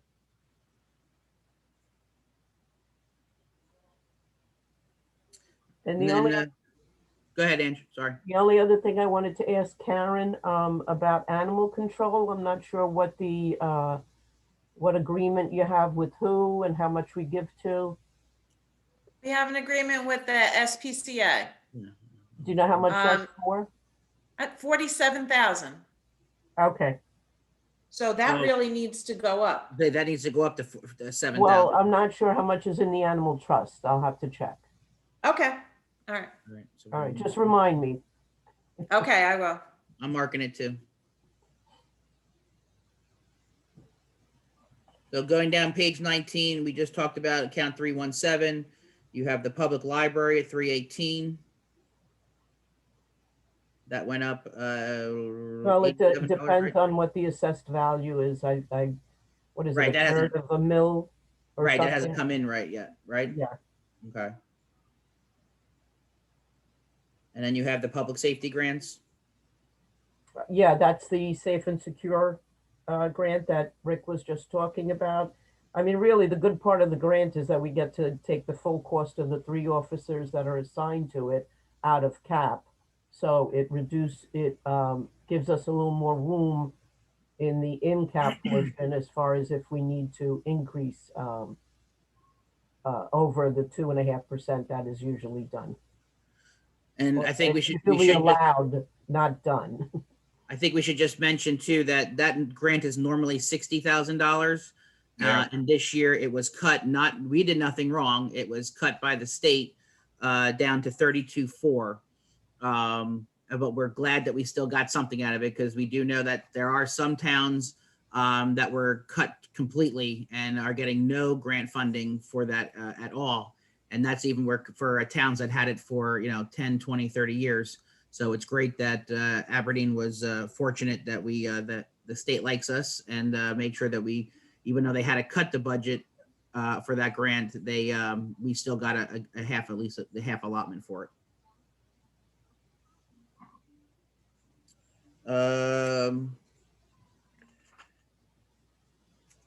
Going to page 20, same thing, clean communities. As Angela would tell you, we're still waiting for that grant to come in, and usually that comes in maybe another month or two. We'll hear from them, but we have that still holding. And you want to hit page 21, the capital improvements account? Sure. Capital improvements, I think we may have some money left over in the capital improvement fund from last year because we had increased it over the last couple of years.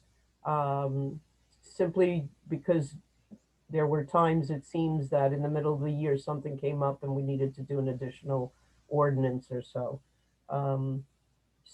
This year, we're reducing it to 500,000. Generally try to keep 10%, put 10% down, even though the amount that is required is 5%. I tend to lean on the conservative side and put a little bit more down. As far as debt service is concerned, because we did the refi with Monmouth County, we received a savings. So last year, you'll see that the debt service was 3.4 million. We're down to 2.9 million for this year. And then on the last and final, any questions? I'm sorry. And then on the next page, the last page of the budget, of the current fund budget, you'll have police and deferred, statutory and deferred charges, which consists of police, PFRS and PERS and Social Security. Substantial bump in both retirement system. That's the state's number. There's nothing we can do about it. And that's it. I think that's it.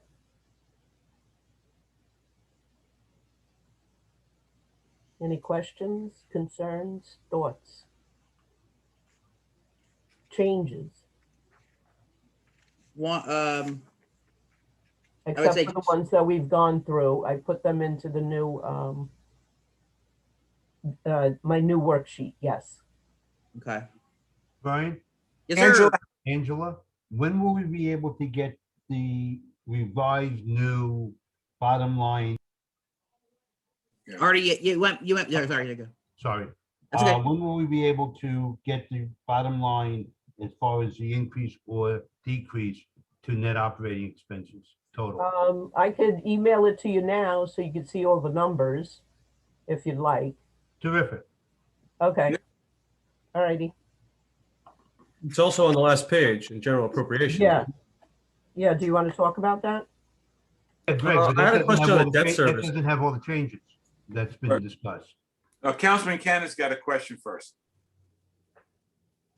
I had a question on the debt service. So, you know, I mean, everyone here knows that we did the refunding bond a few years ago, and we had spaced it out so that we could invest significantly more funds in capital while keeping the payment the same. And we'd have to just eat a couple of years of that bulge, right? And so, does that $500,000 reduction, does that represent like the first bulge, and then the debt retirement in 23 goes down? Is that 22? I think it's 22. I think we have 21 and 22, and there's I think a $500,000 payment that falls off.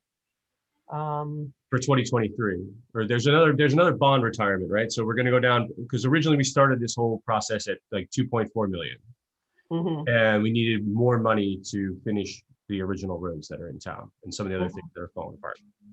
And so we did that refunding bond, which in the very short term increased the payment, but in the long term is going to ultimately land back in the same spot with us putting more money into the infrastructure of the town. And so is that this is the first year it's starting to go back down. And so is that trend's going to continue according to that sheet you showed us last year, as long as we don't overspend on capital? I believe so. I'd have to double check the numbers. But I guess yeah. my point, let me ask the question much more succinctly. Is this reduction due to like COVID and all the crazy stuff that happened this year, like we saw with the police contract, or is this following that schedule that you gave us? No, this is following that schedule. It has nothing to do with COVID. Okay, I just wanted to, because I want to make sure that swing represented the reductions that we made versus what happened when I talked about the police department before. That's all. Yeah. Okay, thank you very much, Angela.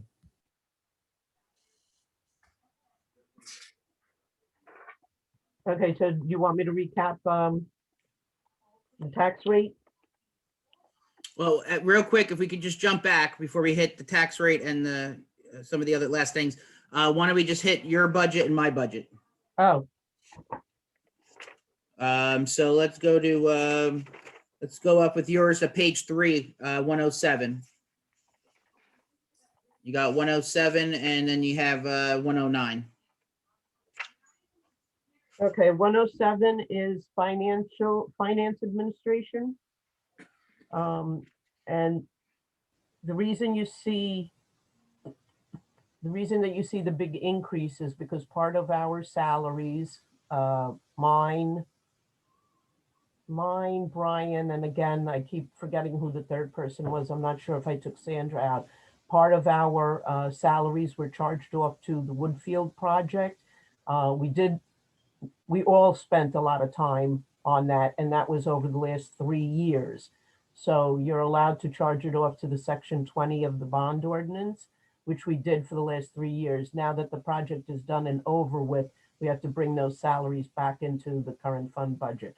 However, we're looking at perhaps offsetting it in a couple of other large ordinances that we have. The other thing also is that we did take in Michelle from Recreation. That's part of the increase also. I split her out between, I think, tax finance and I don't remember, Jackie. Do you offhand what she was split into? I don't. And she's working out very well. She's, she's good. Longevity and sick payment, there's just a little bit additional due to the sick incentive. And overtime, Brian insists that I decrease it, so I had to decrease it. Okay. But I'm not giving up that easy on him. Travel dues and conferences, the only reason I increased it is because, yes, I did fall delinquent in my CEUs because of COVID and everything that was going on. So I have to double down this year. But I don't see that many real increases in the conferences because we're all doing the webinars. They're roughly about, what, $50 a pop, Jackie, right? About 50, yeah. So I did 75, yeah. 55, yeah. So I've done a couple, so I may be able to bring that down a little. I have to check with Marie though also. And our tax collector and treasurers conference, which is in May, we just got the notice the other day that they're doing it virtual again. So we definitely may be able to bring the travel dues and conference line item down. 109 on the next page. Again, same issue there, the salaries, reduction, removing the part that we charge to the sewer capital for the Woodfield project and bringing it back into the current fund along with the allocation of Michelle. And overtime, I left it the same.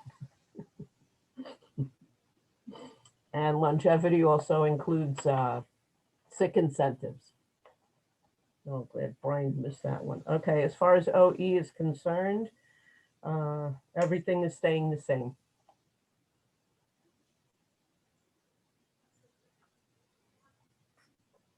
And employee training is only for if on occasion we do see some seminar that perhaps one of the staff members may benefit from it. I will on occasion recommend them to take the webinar. So that's what we leave that money in there for. And as far as I know, no one has requested any other education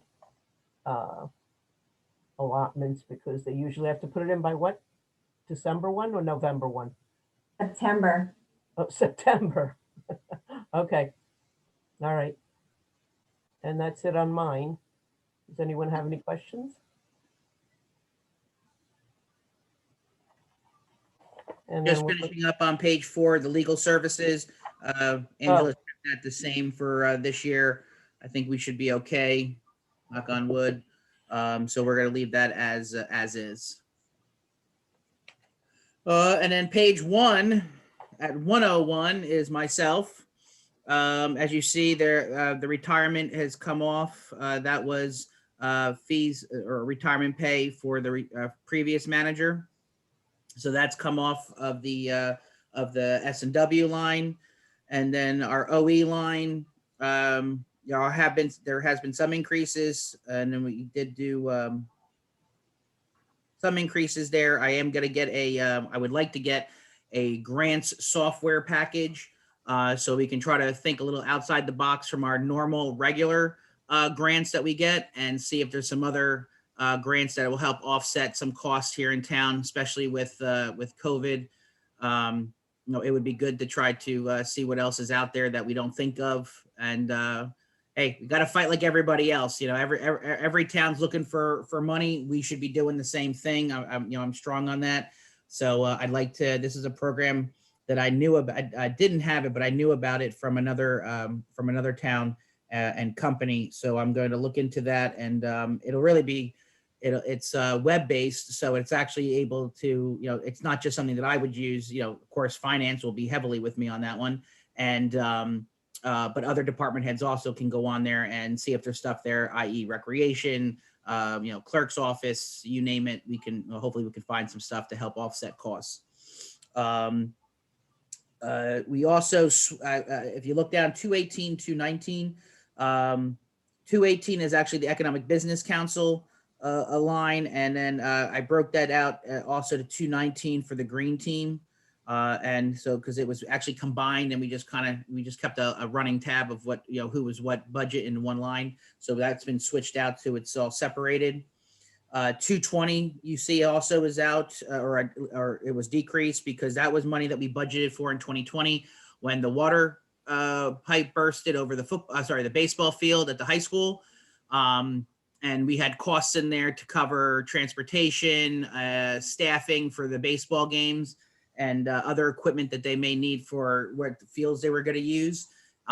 Since COVID happened, they didn't have to use that money, and luckily everything was put back the right way, and hopefully they'll have games this year on that field, and we won't have any other problems now that everything's fixed. So that money has come out.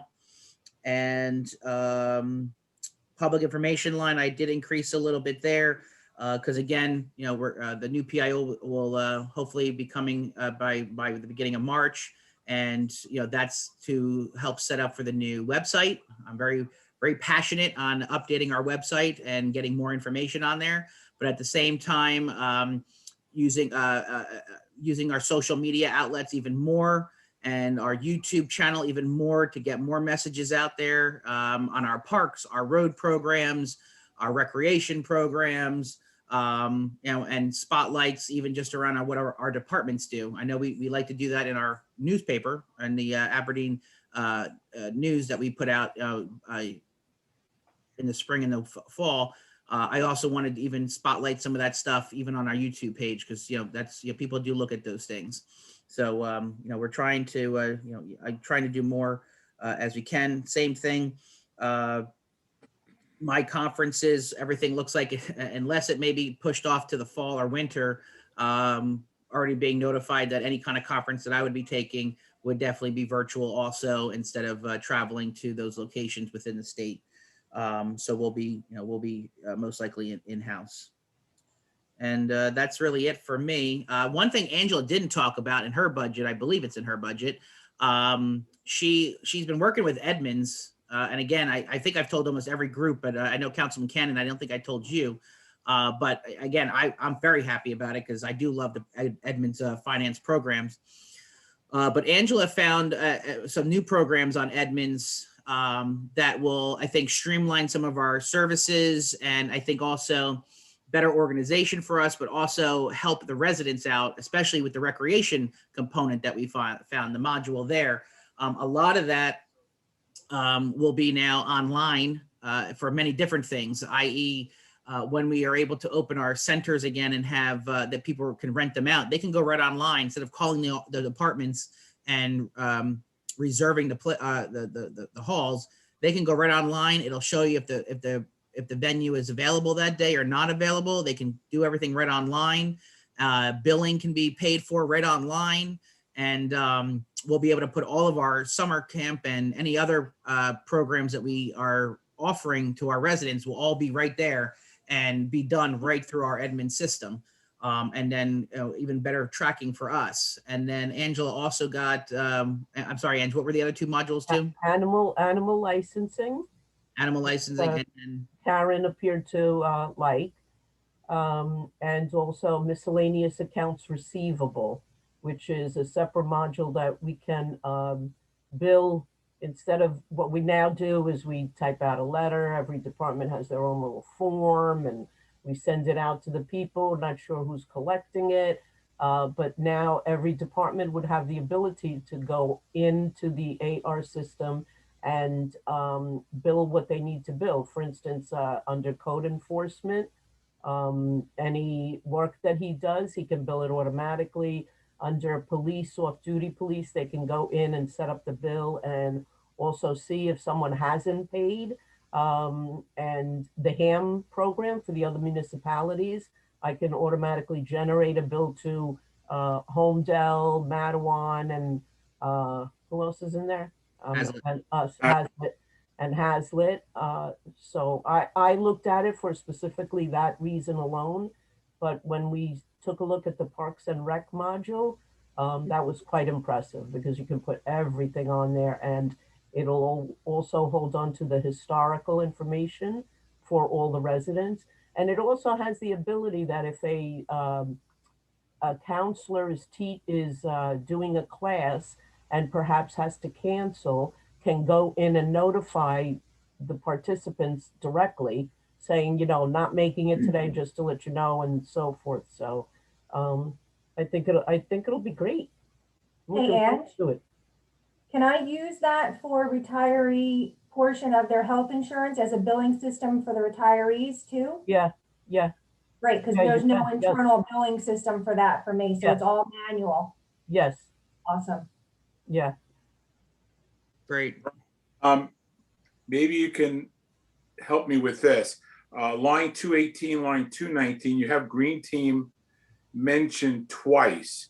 Yeah, it's just from last year, Mayor. It just has to be edited out. It's 218 is EBC, 219 is Green Team. Right, okay, so, green team, okay, and the difference in that $1,000, what was the request from EBC? Was it the 8,000 that they requested, or? You know what, Mayor? I didn't bring that folder with me, so I will have to. We can look that over. That's not gonna make or break us.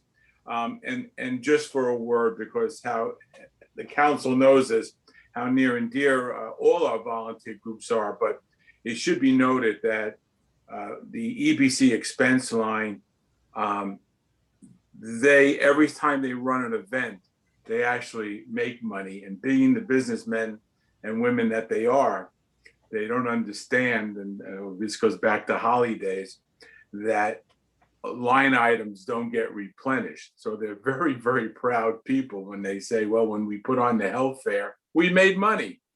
And where did it go? Well, it didn't go back to them. So, it's a credit to them that when they run an event, they run it in the line of profit, even though that's not our main goal. But that's just the way they are. It goes into general funds. So they're almost funding their own line item from past history. And their goal is to, again, have their incredible business dinner that we had to postpone because of COVID. And that's just a great night when the business community comes out to celebrate Aberdeen.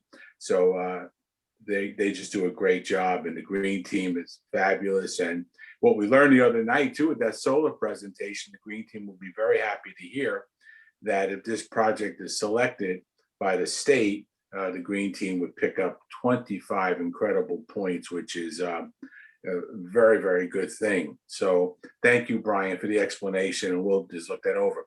And there's one other thing you and I talked about, and not to put you on the spot, I think you're still working on it, and that's why it's always a work in progress. Our fabulous YouTube channel, we wanted to utilize that for in 2021, and it might be a little cost of the video service and everything else that we were going to try and define. Yeah, when you reminded me, I am going to do that, take care of that on Monday. So yes, if there's a change there, I'll have that immediately so we can update our charts. And there's another example of it's still a work in progress, so well done. And that YouTube channel is not even as utilized as much as we can utilize it, but we'll utilize it more in 2021. Thank you, Brian, for your explanation. No problem, Mayor. All right, Angela, back to you. Sorry. I think that's it. All right, and then let's keep going down. So I think we got to go back to the back of the book right now, or back of the binders here. Yes. I don't know if we did 104, but there's no great shakes. Oh, yeah, sorry. Yes, you're right. Yes.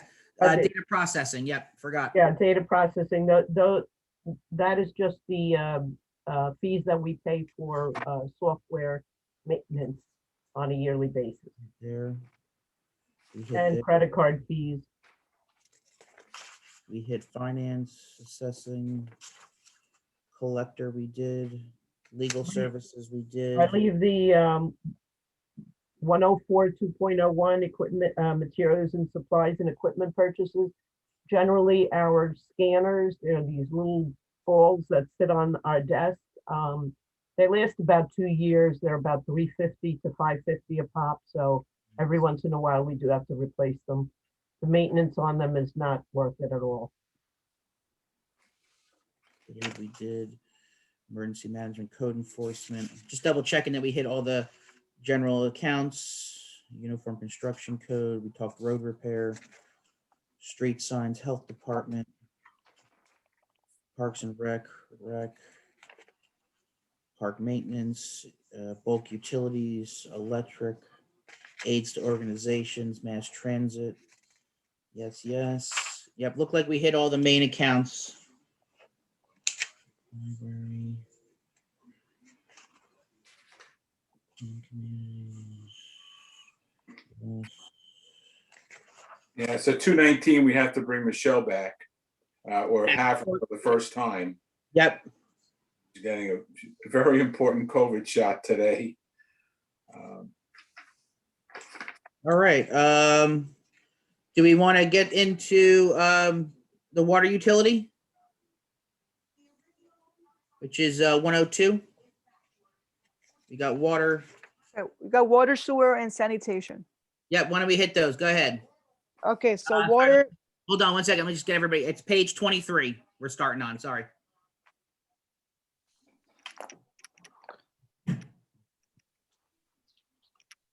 okay, for water, the salaries and wages, we have a decrease on the overtime and on the full-time salaries. That is due to the retiree that we had. Her salary, we have a retiree, so we have that in there. We had a couple of individuals who were coming out of that budget are no longer coming out of that budget, and they're going back to other departments. So that's a little reduction there of about, $4,200. The overtime was, I guess we didn't use much of it last year, which is actually pretty good. Our underground utilities were pretty much holding up, except for like the end of actually the beginning of this year, we have had few water main breaks on County Road, and that has started this year. But last year we were pretty good. I guess the weather wasn't. When we have a very bad winter, we usually tend to have a lot more breaks on our lines and a lot of more issues with our underground utilities. So there is going to be probably more things happening this year than last year. So we had a reduction there too of $4,000, $4,200 was a reduction on the full-time employees cost. And again, a little bit of increase on the longevity. That's again due to some of these employees going up to that 5-year category per se. The total increase of that budget actually was a decrease. The total decrease in that budget, it's about $8,100, which I think it's pretty good. Any questions on that? Okay, I'm gonna move to the OE. Pretty much it stayed flat. A lot of the sub accounts stayed flat. We had a big change that we have was on 102-203, which is we no longer have, actually we are having now an in-house system operator. So our utility supervisor is currently the system operator for the water and sewer. So we are no longer paying Mr. Coaches, I forgot already where he was from, Freehold. I think we were paying Freehold for the past for years for their services, for our being the operators of our system. Now we don't have that. Thanks to our, we have the in-house person doing it. So that's a big reduction there. We don't have to come up with that money, which I think that's is a good thing. We have public information should have remained the same, but was there anything added there, Brian? I don't recall that. Should have been the same number, same 11,000. So I don't know. Honestly, no. Unless it was a little typo or something that could have, it had to be 11,000, but that Yeah, number. we can change should it. have I been- have nothing. I have nothing Yeah. planned or anything, so we can switch that Check back that on that, yeah. to 11. 11,000, yes. Like I said, everything else pretty much remained flat. The only a little more increase in here was the uniforms, only $198. Okay. The budget overall had a decrease. So this was a budget that actually was decreased, which I think was pretty good. We try to keep everything the same from last year and reductions as I explained. Any questions that anybody has on this? Okay. Okay, I can go to, if you want to go to sewer, which is the Yeah, next one. It will be page 25. Can I just want to say something, Yeah. Sandra, I'm Yes. gonna have to, Go I ahead. have to adjust, Department, 102,203 and 102,212, because you have a total between those two line items of 27,000. There's a few other things that come out of there. And I know we end up leaving you short at the end of the year, but part of the audit bill comes out of there. GTBM charges, legal is a little bit more. So between those two line items, we have to add 20,000. You said Think which of it. ones you said? 204? No, 203? 203 for engineering and legal, Okay, and 212 for professional services, audit, admins, okay. Time Point. So add So plus 20 among add these 10 two to accounts. each. Okay, Okay. yes. Can you give 1 second? 1 second.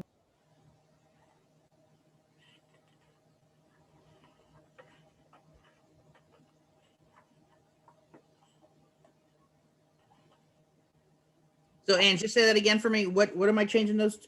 Okay. 203. Yeah, 203.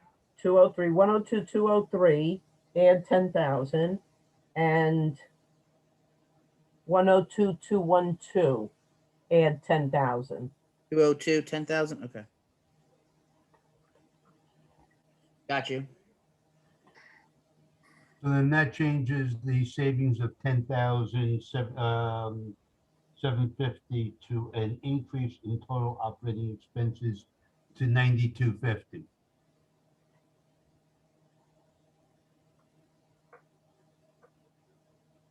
Say again? The Marty went to the bottom line. Right. Yeah, I went right to the bottom line. Instead of a $10,750 cost reduction on the operating expenses, there's actually an increase now of $9,250. Oh, I was looking at sewer. Okay, yes. Okay, just want to make sure that we're all on the same page. Yeah, mark that. Yeah.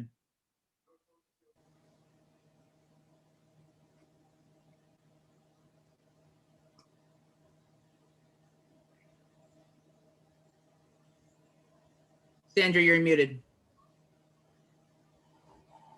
All right, thank you. So now we are going to sewer, which is page 25. Okay. On this one, we have a little increase on the longevity and the full-time employees. That's all contractual. Most likely a lot of these, off the top of my head, some guys are, in that category. They're going up a step or, that kind of increases in there. So we have a total of about $6,700 increase on that salaries and wages. Any questions on that? All right. Now for operating expenses, we have again on account 103.203, we have a reduction, and it is the same thing as in water. We have the in-house operator, license operator. That is a reduction of us not paying freehold for their services, okay? That's that reduction there. On the facility repairs for the sewer, now we're looking at this is more of the pumping stations, more of the piping and the lining and the repairs that now with we have a camera, the camera that we've been using lately, actually since a couple years ago, we purchased the camera, and now we are allowed to go more into the pipes and take note of problem areas and try to get those areas addressed as to prevent future and more expenses, more emergency situations per se. So that is all those repairs. Also with the sewage pumping stations themselves, a lot of those buildings and facilities are in need of help, so we're putting money back in them to bring them up little by little to a better standard.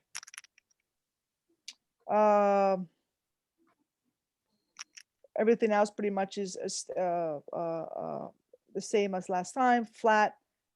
The treatment facility, the treatment of our sewer that we pay to BRSA, there is a reduction number of about $220,000. That is more the number that we get from BRSA as the amount of flow that they're treating, and the fees, I guess they calculated among all the members of the authority, all the towns, and they calculate their expenses, and that's what every year we get a cost of how much is it going to be for us to pay for for the future treatment of our sewage. So based on that number, they are coming down. The number is lower than in previous years. Last year. Is 1.7 million instead of $1.9 million, which is, I guess, it's great for us. Sure. Yes.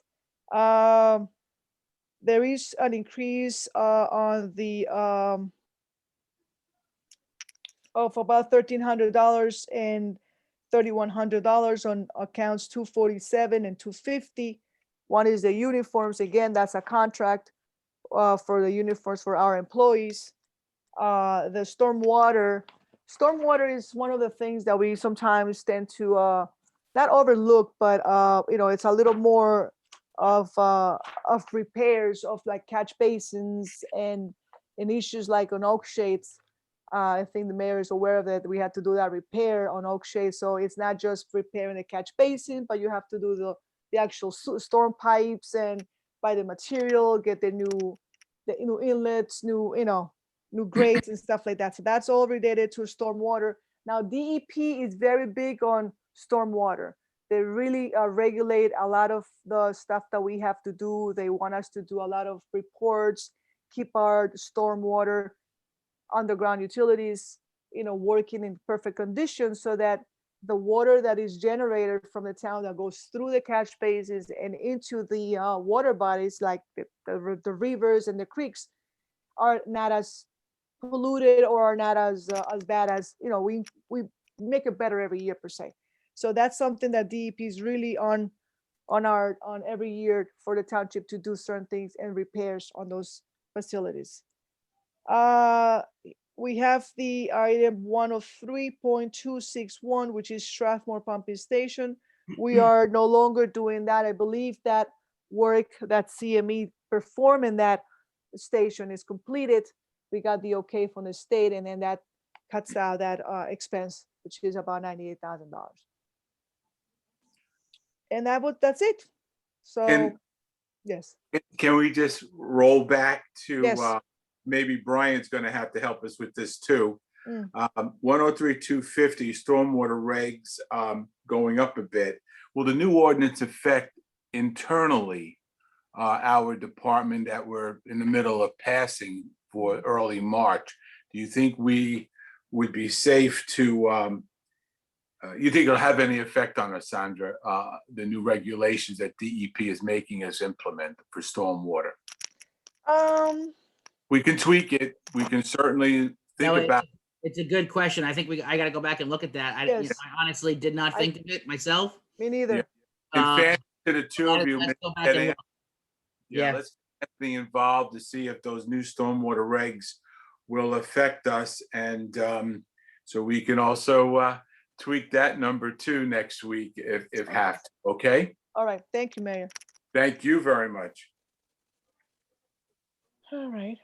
Angela, are there any changes to, excuse me, I've got a visitor on my lap. 203 and 212, as we did as you had to do in water? Angela, you're muted. Add 25,000 to each of those line items. Oh, okay. Yeah, All right. Give us the numbers again. 25,000. add 25,000 to 103,203. So Yeah. that'd be 65,000. All right. And 103,212, add 25,000, and that'll be 55,000. Okay.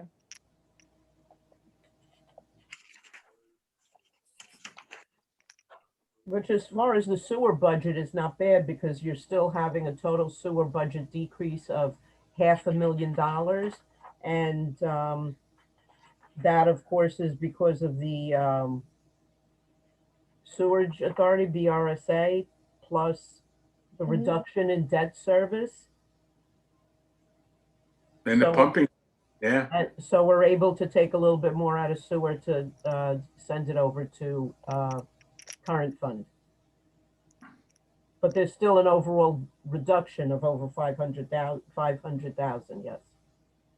Yes.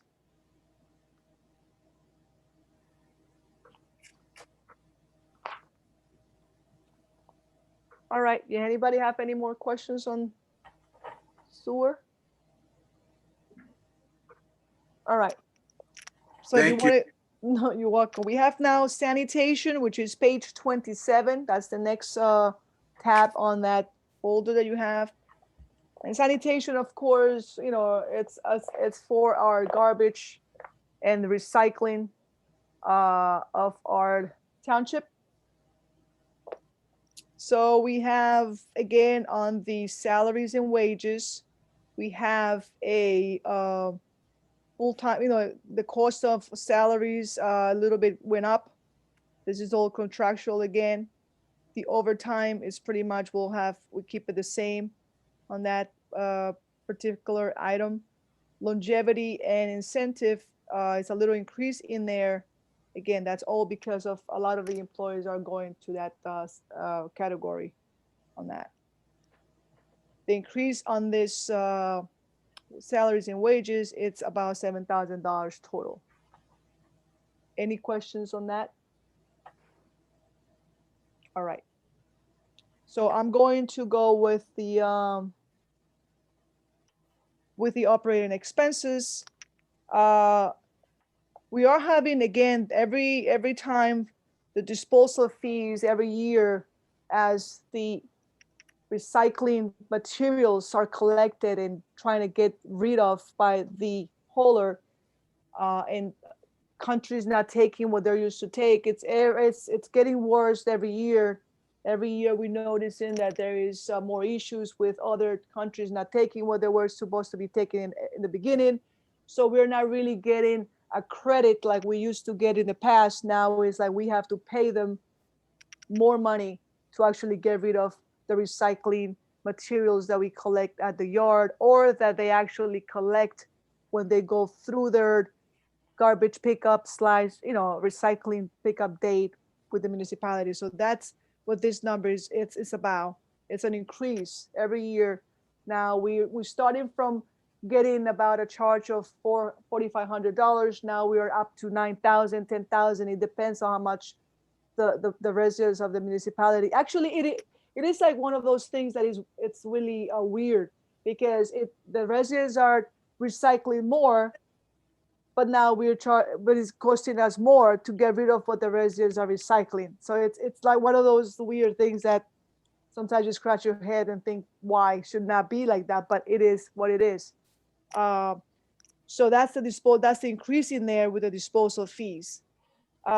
Demolition of unsafe dwellings, I believe, speaking with the manager, they're going to get rid of all more unsafe buildings in the township. Some houses, I believe, there are be considered not safe as per the construction code. So there, we try to put that in there, and we have to be, considering that number. So we increased it to about $17,000, where last year we didn't really did much of that.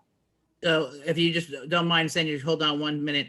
Sure. So we have it at 27 right now, which was an increase. I've started because I may have to increase it again with one of the conversations we've had previous. I haven't been able to get the haulers out because of the weather to our demo places to give us quotes on another property.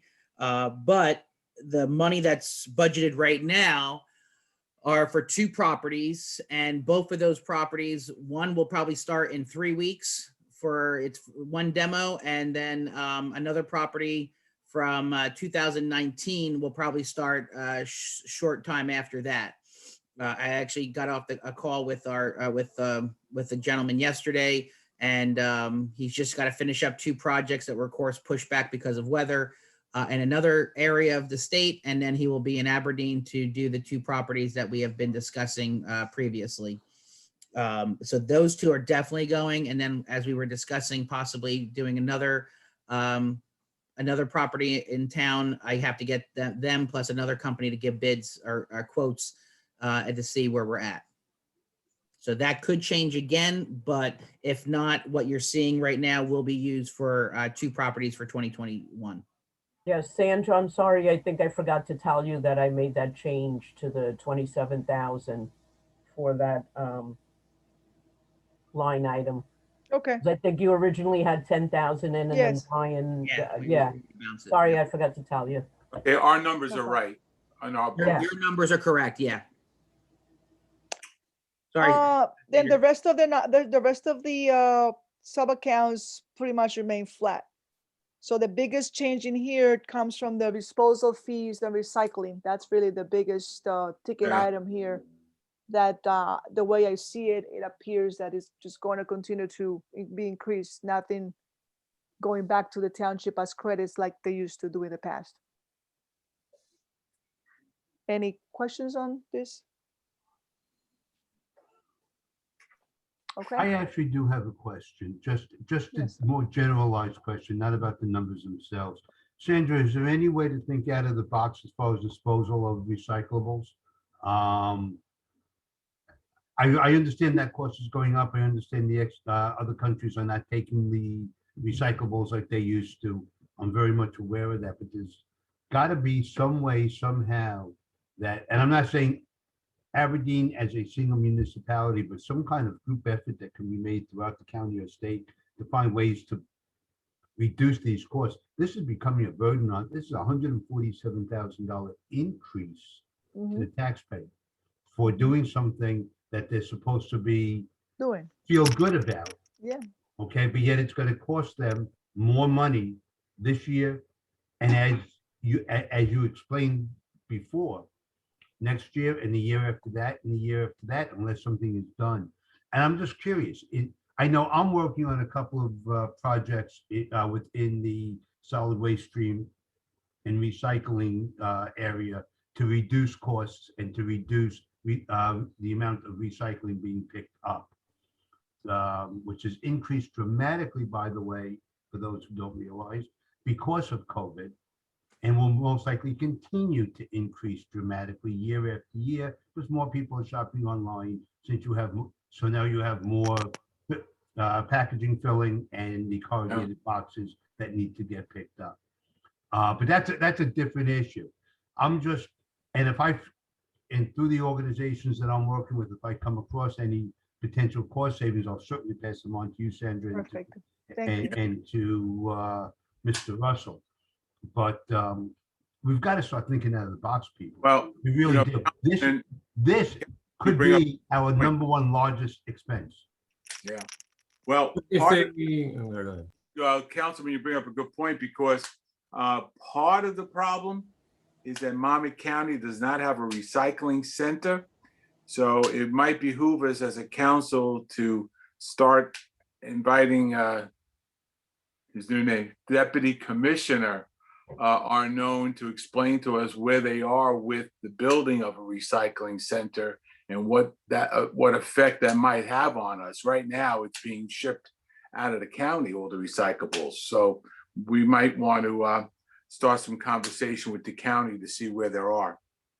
So that's Thank good. you, Mayor. But are the tipping, Madam Director, are the tipping fees for the garbage more than the recycling?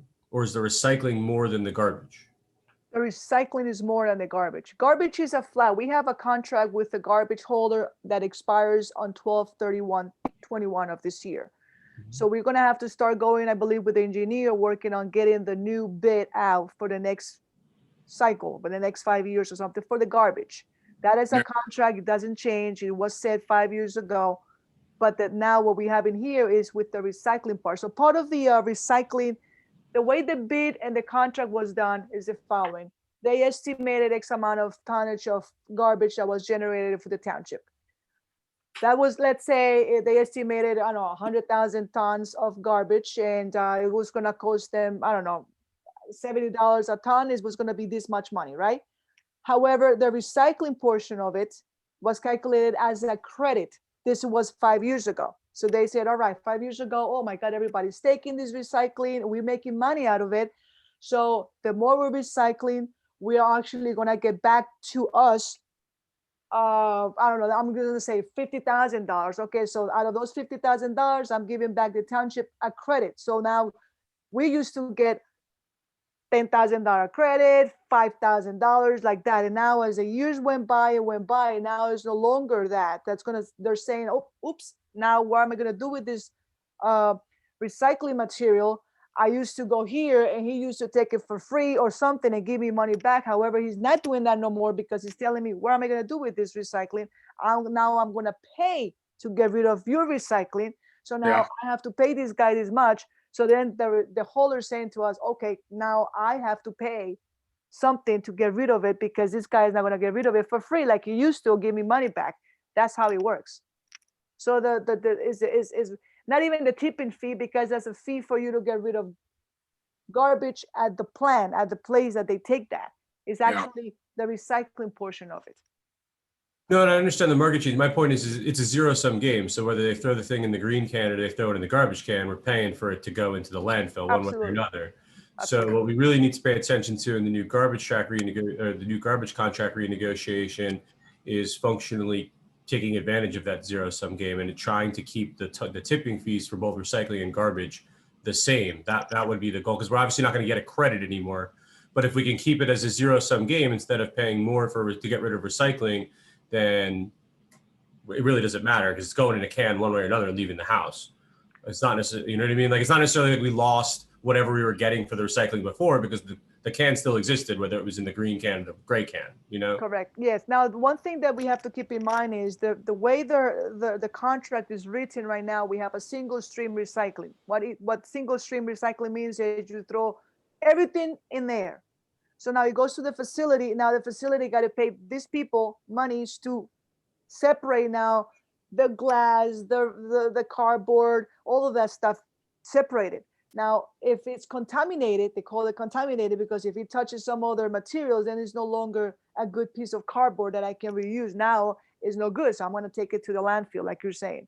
So do we want to go into instead of a single stream, maybe make it more like specific, multi, like, I'm going to have cardboard here, plastic here, glass here. Now it's going to be more money. Yes, because now the holder may have to come back 1 or 2 times instead of one time to pick one piece. Now you're going to come out 2 or 3 times to pick up separate materials. So maybe in the long run, we might have to bring that up to the engineer when he puts the thing together and say which one is saving us money. Because if right now we're spending $180,000 anyway, why not put it already in here and maybe save 20? hear what I'm trying, maybe? Yeah, I totally, yeah, that makes sense. Use Okay. the pickups to offset the tipping fees. Exactly. Gotcha. Okay. Yeah, good All right, point. well, that's something we'll have to think about pretty hard this year again. Thank you. That's a very Yeah, good you are. point. And we may also, when we're looking at the contract, look at vendors that have the right kind of equipment to do the or the separation at curbside pickup. There are garbage haulers that have equipment that will act where the sanitational engineers will actually take the cans and put into one compartment, the bottles into another compartment, the corrugated into another compartment, all on the same truck, to avoid having the truck come out or the crew come out multiple times. I don't know if Republic has that equipment or not. It's just another avenue for you and the engineers to be looking at when you're starting the negotiations on the new contract. Yep, absolutely. Yeah, so my thoughts were that hopefully we can, we'll start prepping for the hauler bid soon, rather than, sooner rather than later, so we can put all this kind of into play. Because there is you guys have done this in the past. You guys know it's a process to do the bid and everything. So I'd rather start earlier. We can look at some of these things ahead of time, discuss and figure out, make sure that we're going in the right direction. So when it is time for us to start that bidding process, we're hopefully ahead of the game, and then we can move forward. Yes. That's about it from my end. Thank you so much. Thank you, Mayor. If Angela just had to step off real quick, so if you want to take a 2-minute break or something, go right ahead. But yeah, Margaret, yeah, go ahead. They can take a couple minutes there, and we'll wait for everybody to come back, and then we finish up. We still have it looks like we still have revenue, and then we have the tax rate sheet to go over. All right. Have a wonderful weekend, everyone. Thank you, Thank Sandra. you so much. Bye-bye. Thank you, Sandra. Good night. Good Be night. safe. Thank you, sir.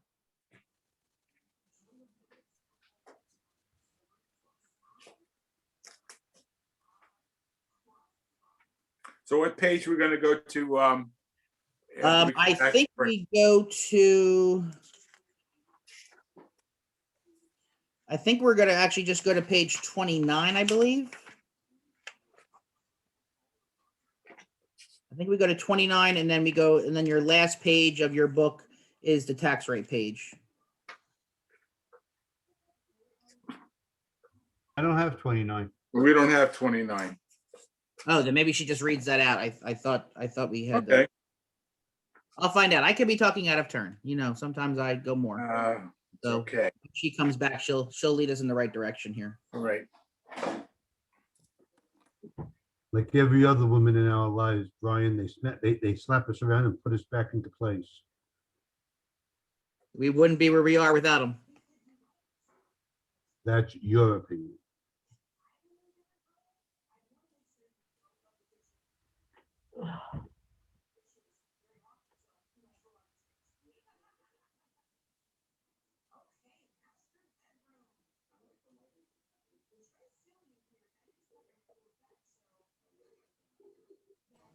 Everybody left? I gave him a little break since you left us. I'm fading quick here, Brian. The pain meds are kicking in. Are kicking in? Okay, we're almost done. And we have you can give a conversation on revenue, right? I know Yeah. they don't have, everybody doesn't have those pages, but you can at least go over some of that, and then we'll do the tax page, correct? No, they actually do have those pages, the revenue pages. They're at the end of each budget. Okay, so we just wait for everybody to come back, because I said a page number and they didn't have that page, so maybe I might be off a different thing again.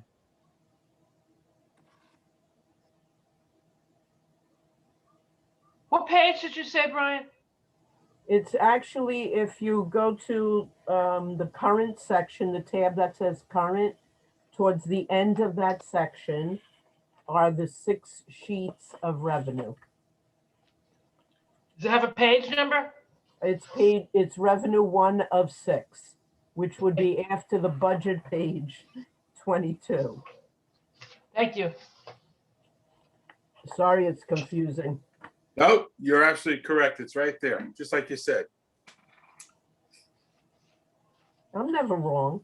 I know that.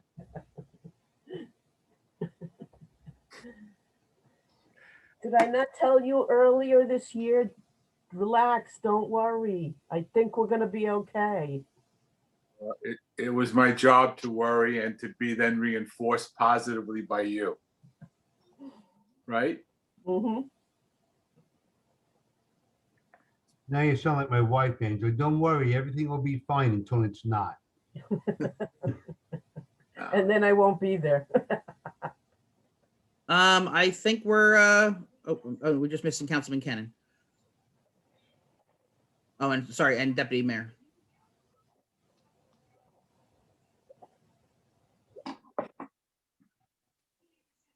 Hey, Brian, I was just wondering, to go back to that recycling talk, a while back, Fred, you might remember this, we had like a presentation on recycling and we kind of got our first insight as to how bad it was going to be going when they weren't taking it anymore. I'm wondering, in the process of what you're doing, if we might have another presentation about what the state of the whole recycling thing is now for, just so we can get a real handle on it. Margaret, I can answer that question very quickly. Okay. Okay, the recycling industry is one of the most fastest growing and emerging industries in the country right now. They are billing out more money in recycling fees than the billing out in nationwide in garbage pickup, or even in some cases utilities. It is growing so quickly because we have no place to put it. Okay, the landfills are filling up. Countries are not taking it. We can't dump it in the ocean anymore. I don't know what the answer is, except we need to reduce the amount of waste that we are generating. Yeah. As a nation and as a world. I don't want to sound like Al Gore and, the gloom and doom of global warming, but it's the same scenario. It's really have gotten out of control. The amount of corrugated that is not being recycled and ending up into the landfill, and corrugated is one of the few areas in this country that we can handle our own recycling. We can reprocess it, we can reuse it and put it back into recycled made paper, but it needs to be clean paper. It needs to start out clean. When I mean clean, if it's got pizza grease on it, it's going to the landfill. Yeah. Okay. No, I get it. And that's why I said that, because the public needs to be more aware of that, but I don't want to take up all the time of this budget hearing. It's not. I agree. But, it's even UPS or FedEx or Amazon, when they're delivering packages, if the package gets wet or dirty in the transportation, that piece of corrugated is no longer sound for recycling. It now ends up in the landfill when it gets separated out. And because of COVID, everything has really exasperated because the restaurants are closed, so everyone orders out. There's that much more plastic and paper, and everyone's getting something delivered to their house instead of going out to a mall and shopping in person. Exactly, but right now the industry projections are at the end of COVID that is not going to change direction. It will continue to grow. People are getting used to not having to go out and go shopping. People are getting used to ordering 2, 3, 4 pairs of shoes and then taking it over to the UPS store and dropping off the shoes and saying, here, return these, I don't want them.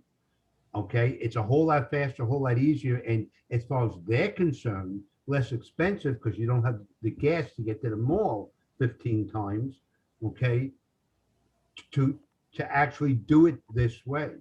A real simple example, my vet, Berg Animal Hospital, is now telling us to get the prescription diet food through Chewy. They have a better supply chain. They have fresher product coming in. They're suggesting that we go through Chewy. which is fine because it's actually less expensive than what we were paying the vet. Not by much, we're talking about a buck or two a case, but I'm talking about, but it's adding to the recycling problem in the amount of goods going into now, we recycle. I recycle everything. I wash my cans and my bottles and okay. But that's me. Okay. Most people don't. Yeah. Most people don't. Most people are going to, and I see it every week. I see it every week on recycling pickup. When I'm driving the streets or walking, I see it all the time. People putting their recycling out, their corrugated out on regular garbage day. And shame on Republic, but they're picking it up instead of leaving it there. All right. All right, we got Deputy Mayor back, so why don't we move forward? Angela, you want to continue? Sure.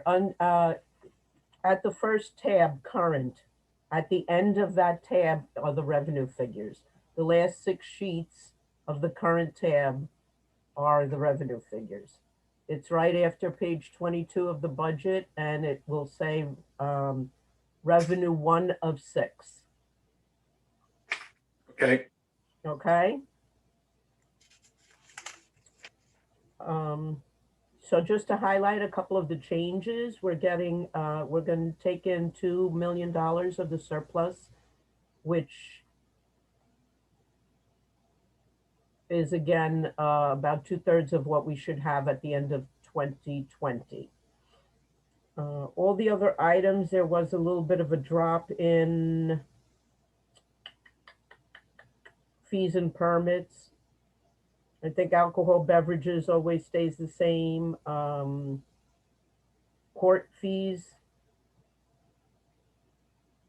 was down from the prior year. And it's been down for the last several years. We used to collect about $350,000 in municipal court fines and costs. We're down to about $100,000, understandably because of COVID. Hopefully it'll go up. Interest probably stays about the same. The cable TVs and Verizon, they go up a little bit every year. I'm not sure what the new number was. I put in the old number there. Inspections, perhaps, yeah. We will be taking from water operating surplus, we'll be taking 200,000 as opposed to the 420,000 that we did last year. And also sewer operating will take in 1.5 million as opposed to the 1.3 million. The only number that I haven't checked is the reserve for band premium. There should be some money left over. I haven't taken a good look at that. On the next page is the state aid, that remains the same. UCC fees, code fees down a little from 275 to 230. We can only anticipate in this year's budget what we received in the prior year. So, and then the HAM program, again, we left that the same. And then on to the next page, you've got the Safe and Secure grant, which is down to 32,000. Sanitation fund balance, we'll take about 40 out of there. We can only increase the sanitation budget by 2% every year, so there's no leeway in there. Billboard space rental, we still get money from that billboard. And then the pilots. Last year, we did collect 1,720,000. However, for this year, it may be down due to the fact that last year we had a tax rate decrease. So we'll probably collect a lot less. I believe there's one of the agreements was on a staggered basis. In other words, 20% the first year, 40 the second, and I think we did hit the 5th year. So that we'll probably lose money on that. Receipts from delinquent taxes, we had a collection rate of 98.8. I think it was 98.8. So, but of course, Marie didn't beat her prior year collection rate, so she was very upset. And I think that's it as far as the revenues for the current budget are concerned. And the same thing for the revenues for the water and sewer, it'll be the last page at the end of each tab. So if you go to the water budget, the last page will show you our revenues. And it Yeah. says revenue 4 of 12. The first one said 6. Oh. Okay.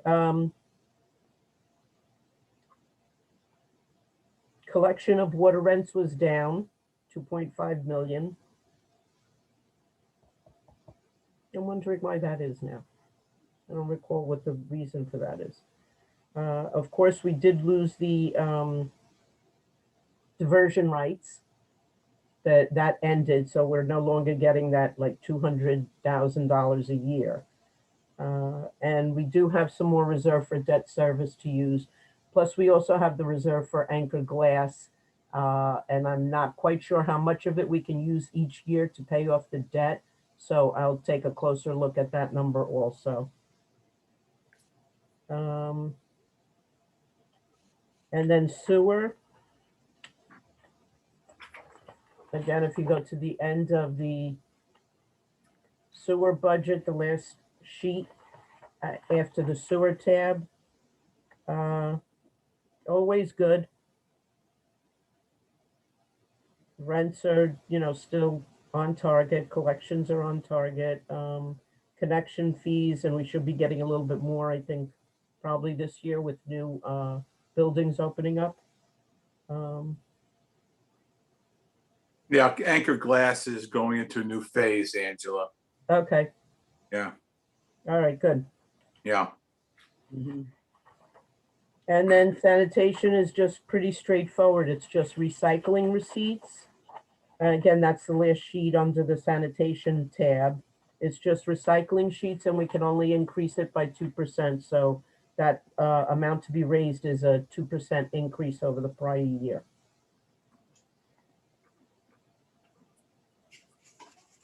Any questions? I know I skimmed through that quickly. Right. So I have one simple question. Is water still making money for us? I'm sorry? Is water still making money for the township? I think we're just about breaking even. So what I had asked Brian if we could do is to do a water and sewer rate study this year. Hopefully get it started maybe like in June, July, to make sure that the amount of water that we're buying is comparable to the amount that we're selling. No? We're not. And that's been for years. We The did contract- renegotiate that contract with, Yes. Ms. Raycraft did get it down, but the truth is, we're still not at a point where we're using the amount of water we're buying, but that will change with Glassworks and the other community up the block from that. So we're getting to a point where hopefully we'll break even, at some point. And, but yeah, we're still not at a point where actually, we're not selling all the water we're buying from Old Bridge. That's I know I know we renegotiated their contract several years ago, but perhaps we could look at it again. I know their fiscal year ends in April 30th. So Brian, if you want to reach out to the board over there, because it was a hard sell last time. They didn't want to. And it's been this way since this group has been around. I'll just declare this right now. I'm a hard no on selling the water system. I'm not going to spend 2020 debating it because Tom Perry comes to our council meetings.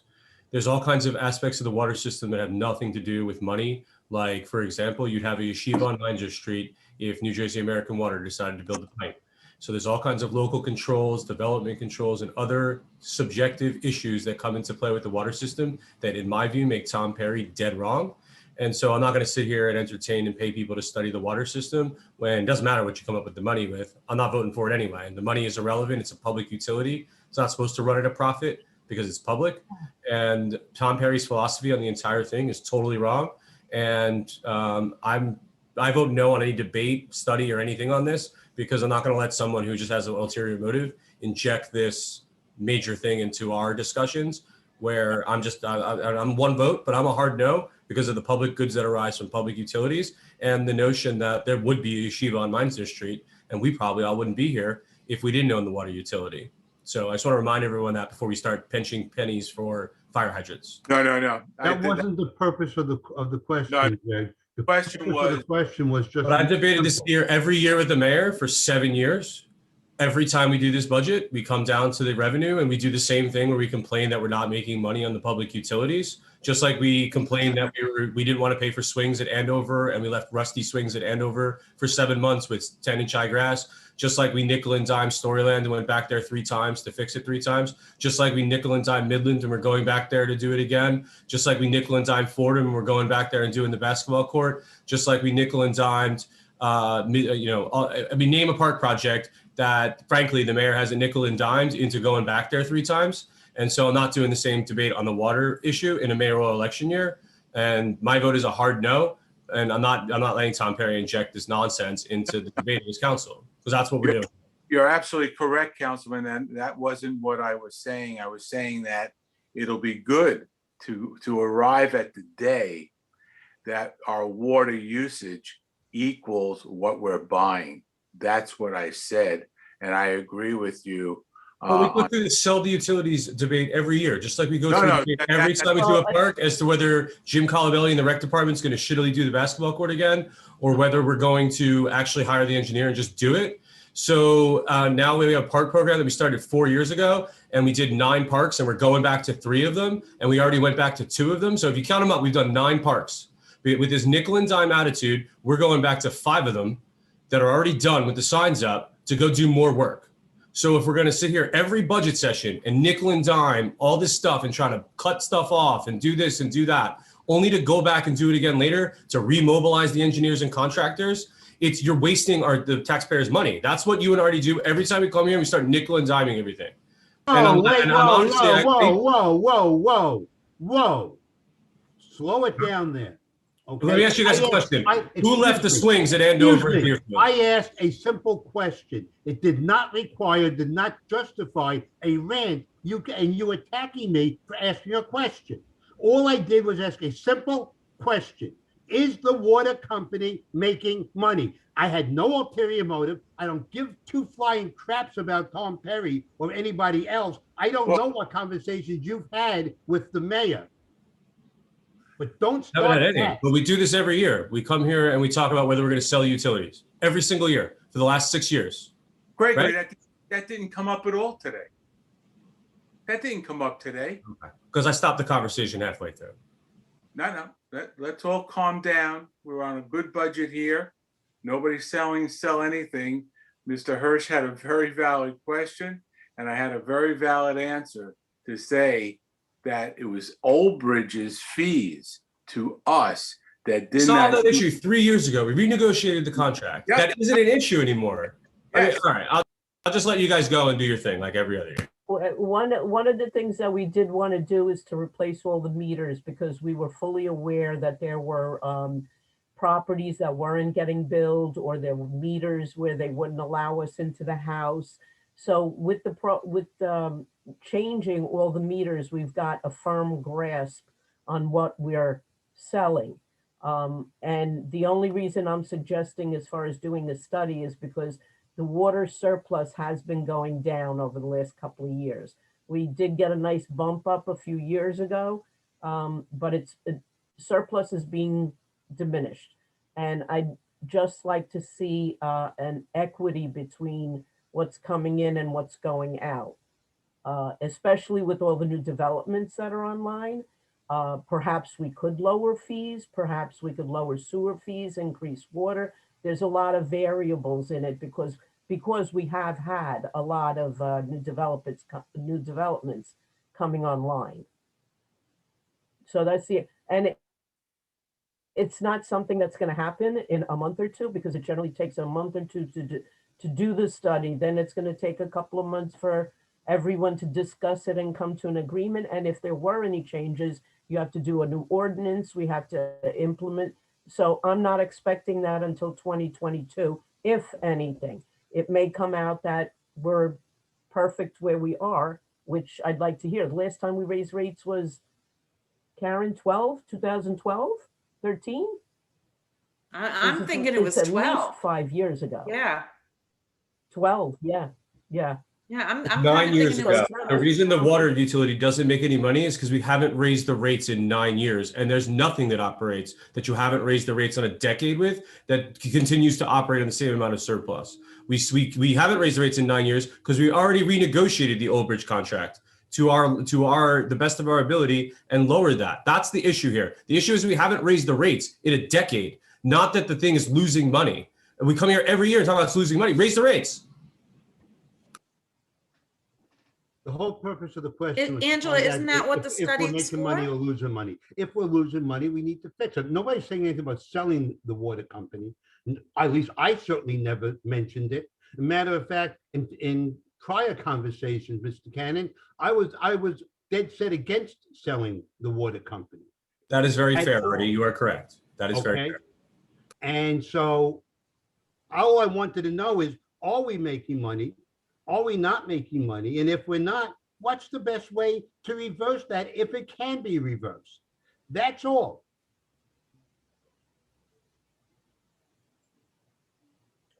In addition to that, we're also doing a lot of projects, a lot of water main projects. So that's an additional cost that I don't think the 2012 study had in it. For instance, Atlantic, the Meinzer project, the Woodfield project. So those are all huge debt services that we have to take care of. And the water rate and sewer rate study is just that, just for the rates, not whether to see if it's a viable, utility to sell. That's out of my jurisdiction. But anyway, moving on to sanitation. Again, the revenue stream has to remain the same. It's only a 2% increase from the prior year's budget. So if you go to the very, very last page, the tax rate calculation, I always estimate on the very, very last sheet, I always estimate on the high side as far as what the school tax may come through. That doesn't come through until June. Same with the county. County plays their cards, with me anyway, very close as far as letting anyone know what the increase or decrease is going to be. Garbage tax, of course, sanitation, we know what that is. And the fire districts are voting when? I believe it's now April. No, fire districts are this month. No, the governor changed everything and pushed it all to April now. Oh, you're kidding? Yeah. Oh, wow. Okay. It actually should have been today, I believe, was the. Yeah. the Yeah. Oh, okay. all All right. Oh. Okay, so I don't know if they usually are pretty stable for, I'd say like 3-4 years, and then they say, oh, we need a new truck, so we're going to bump it up a little bit. But Angela? Huh? On Fire District 1, it's showing an increase for 2020 of $100,000. That's only, these numbers are all estimates because I don't have the final numbers. I don't know what Fire District 1 or 2 is anticipating. And generally when they did it in February, I would put the real number in there, but now I don't know. But in order to be on the conservative side, I put revenue numbers in that are higher than hopefully they will go, so that we can more accurately estimate what the tax rate calculation is. Because again, that's where your reserve for uncollected taxes comes into play. We have to collect 100% of the taxes in order to disperse with them. So the amount of taxpayers that don't pay, we have to make up that difference. And the rate of collection this year I put at 98.5, which would most likely have us make about $200,000 to $300,000 on taxes in 2021. So if you go down to the bottom, I believe that all your sheets say 0.009. You can change that And I've been telling everyone 0.014, but with the last couple of changes that we did, it's 0.017.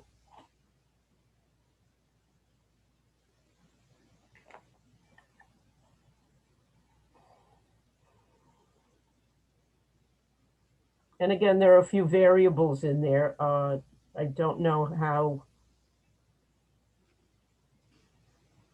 closely you wish to maintain that or change it. That's the good part about having a surplus balance, is that you can stabilize taxes in a year that may be more difficult because of COVID or whatever else, and hedge against any dramatic increases that need to be done.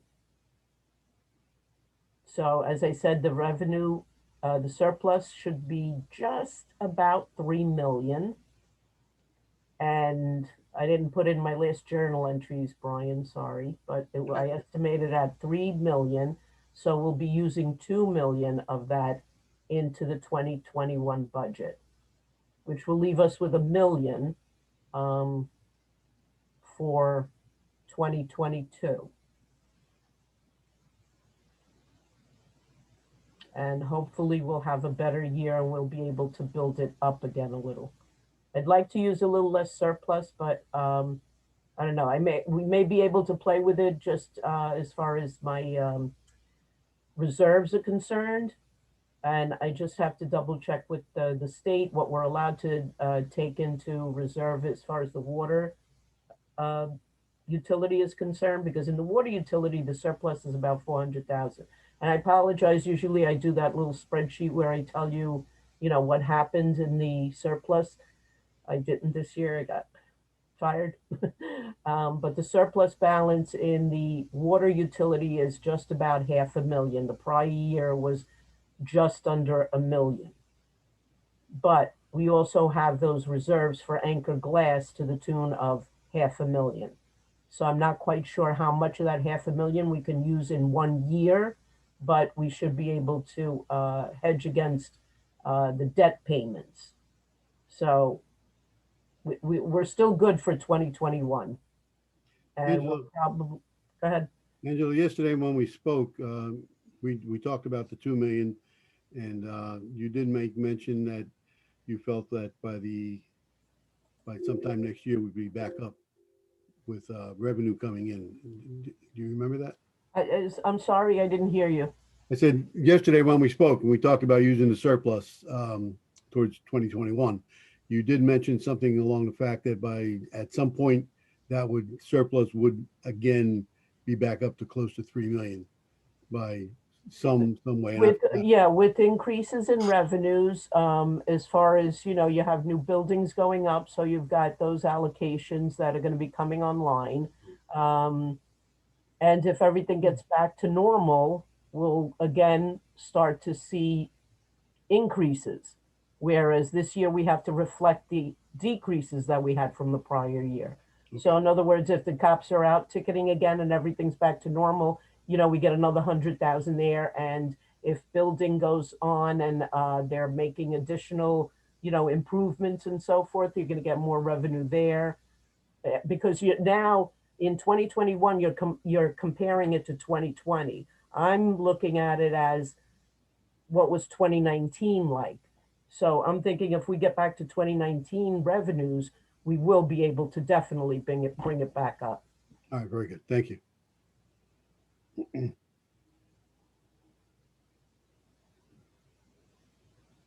Any questions, concerns, thoughts, changes?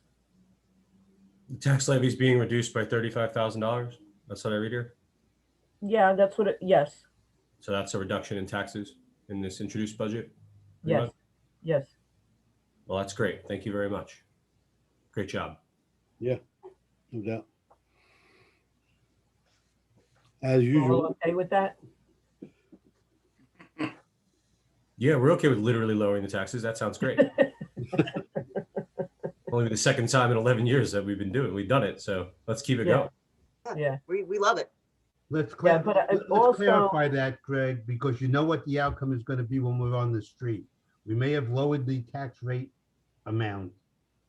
Okay, but if people are paying more Yeah. because assessed values are up, they don't see it, the residents aren't gonna quite see it that way. The smarter ones may, but most of them won't see it that way. No, we just have to keep explaining to them exactly what the situation is and hopefully they understand it, you know, And blame the what school. we can do. We can only And do what we also, can do on our end. and also reminding everyone that we're able to do that and we're not reducing their services. Right, We're absolutely. still maintaining that high quality of life in Aberdeen and trying to make things better and better. So I've heard several times during this budget hearing, more recreation and single stream recycling and all of the things we've done to try to make our residents have a better quality of life. So that makes me feel good. Yeah, we're all upset about the way the assessments are going, and the market right now is nuts. But we're still doing it. So kudos to everyone who worked on this. Absolutely, Margaret, absolutely. And like I just said, the biggest issue is the uneducated residents. When I say uneducated, I mean educated as far as tax rates are concerned. Still look at their tax bill and they see a larger number. And so it becomes a greater challenge for us to convince them that we are doing an incredible job when their taxes keep going up. And most people don't care about the rate. Most people only care about how much they're writing the check, or how much the bank is writing the check.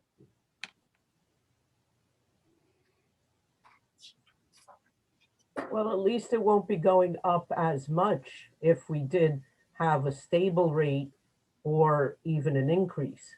Can you imagine what it would be if we had an increase in the tax rate and all the assessments went up? Yeah, Joe, can you imagine? Yeah, I'd be moving. Yeah.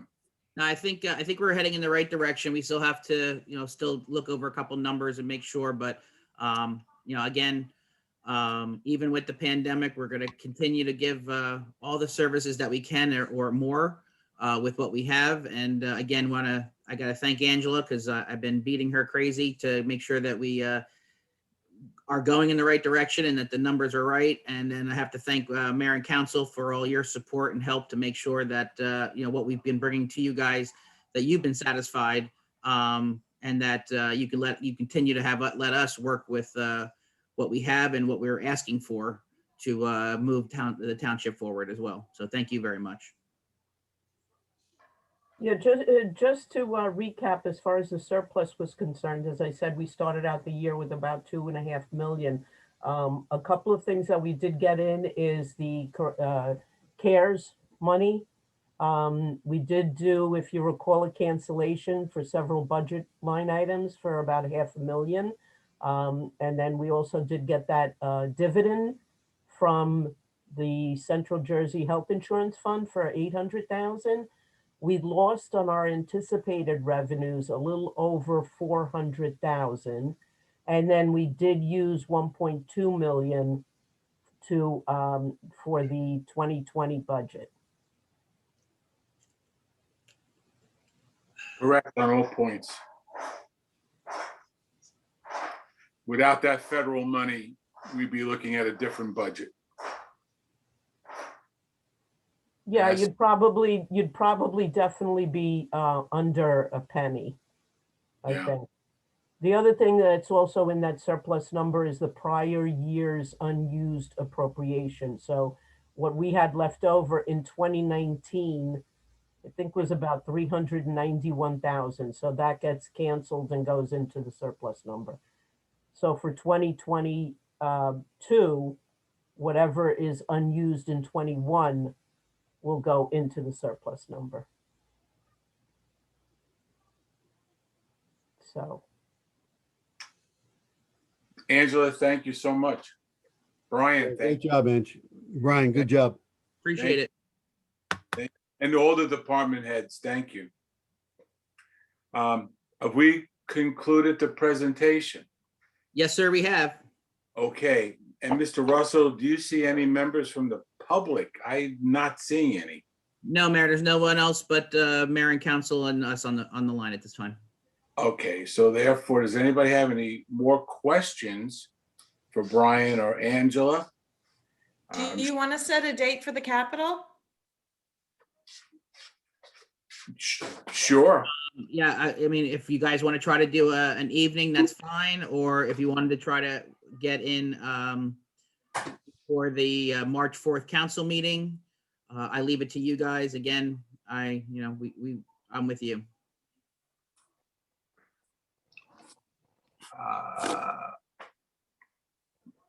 All right, if you have your calendars, I guess we could look. And Angela, are you ready, for example? I mean, before we start saying, everybody says, well, we're available Monday night. I mean, what is your availability? From the information that I have received, I'm ready. I don't know if there's additional information that's forthcoming. I just need to cement down the roads and we're good to go. And the parks? Or pave the roads, parks. I have the final numbers, it looks like, so I can give that to you on Monday. Okay. And we just, like I said, we just got to finalize the final road numbers and we'll be good. Okay, so then using what we just went through, trying to get an appointment, this done, I'll start with Mr. Hirsch and say, do you have any time and any evening? And then I'll go to Gregory because I know his evenings are like hell. So why don't we start with you two, and then maybe the five of us can work around Mr. Hirsch and Mr. Cannon on some evenings in the next 5 to 7 working days, let's say. Saturdays always work better for me. You didn't pick up my hint, Arthur. I'm off. The, Saturdays always work better for me. The next 2 weeks are going to be very difficult in the evenings, unless we start a little bit on the later side, like around 7-ish, which is really late for a budget meeting. I know that. Well, what I'm time? just jam-packed before surgery. Okay, I understand that fully. Would we even guesstimate how long the Capitol meetings usually last? Not as long as operating. Yeah, that's true. I'm sorry? Not as long as operating. Not as long as what we did today, correct? Yeah. I guess a lot of how long it takes is what's going to happen with DPW and how Greg handles the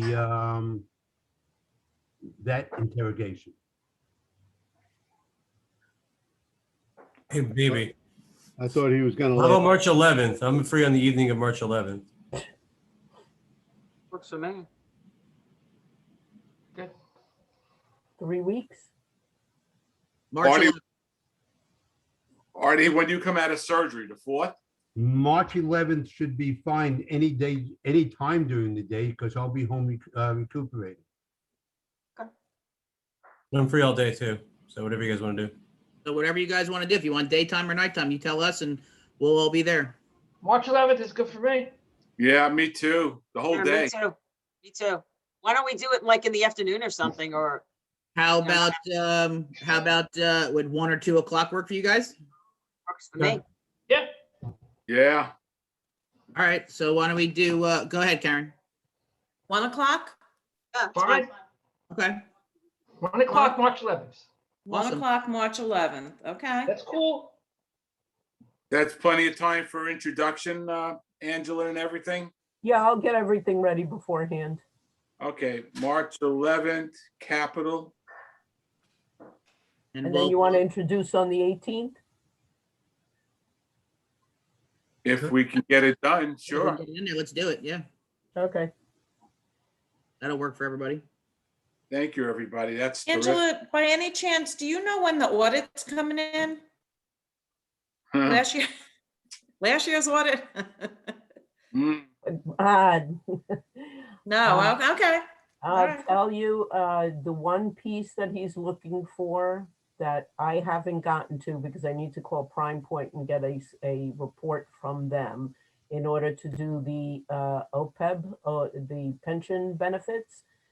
Usually takes about 2 weeks once I give the information to the Central Jersey Health Insurance Fund. So once I give them the information, it takes them about 1 to 2 weeks.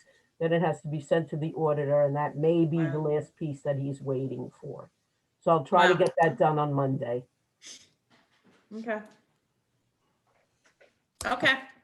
All right, so why don't we just, for the record, since this will be up on Zoom, why don't we just note that no members of the public were with us at this particular time of our meeting, and that we welcome all questions to be emailed to Mr. Russell at the email address of ERYANRUSSELL@aberdeenNJ.org. well done. Any other questions for anybody? No, that's it. Ladies and gentlemen, have a wonderful Saturday, and thank you, Brian and Angela, for everything. No, thank you guys. Enjoy the rest of your Saturday and Sunday. Bye, Terrific. guys. Thank Bye. you, everybody. Bye-bye. Bye-bye.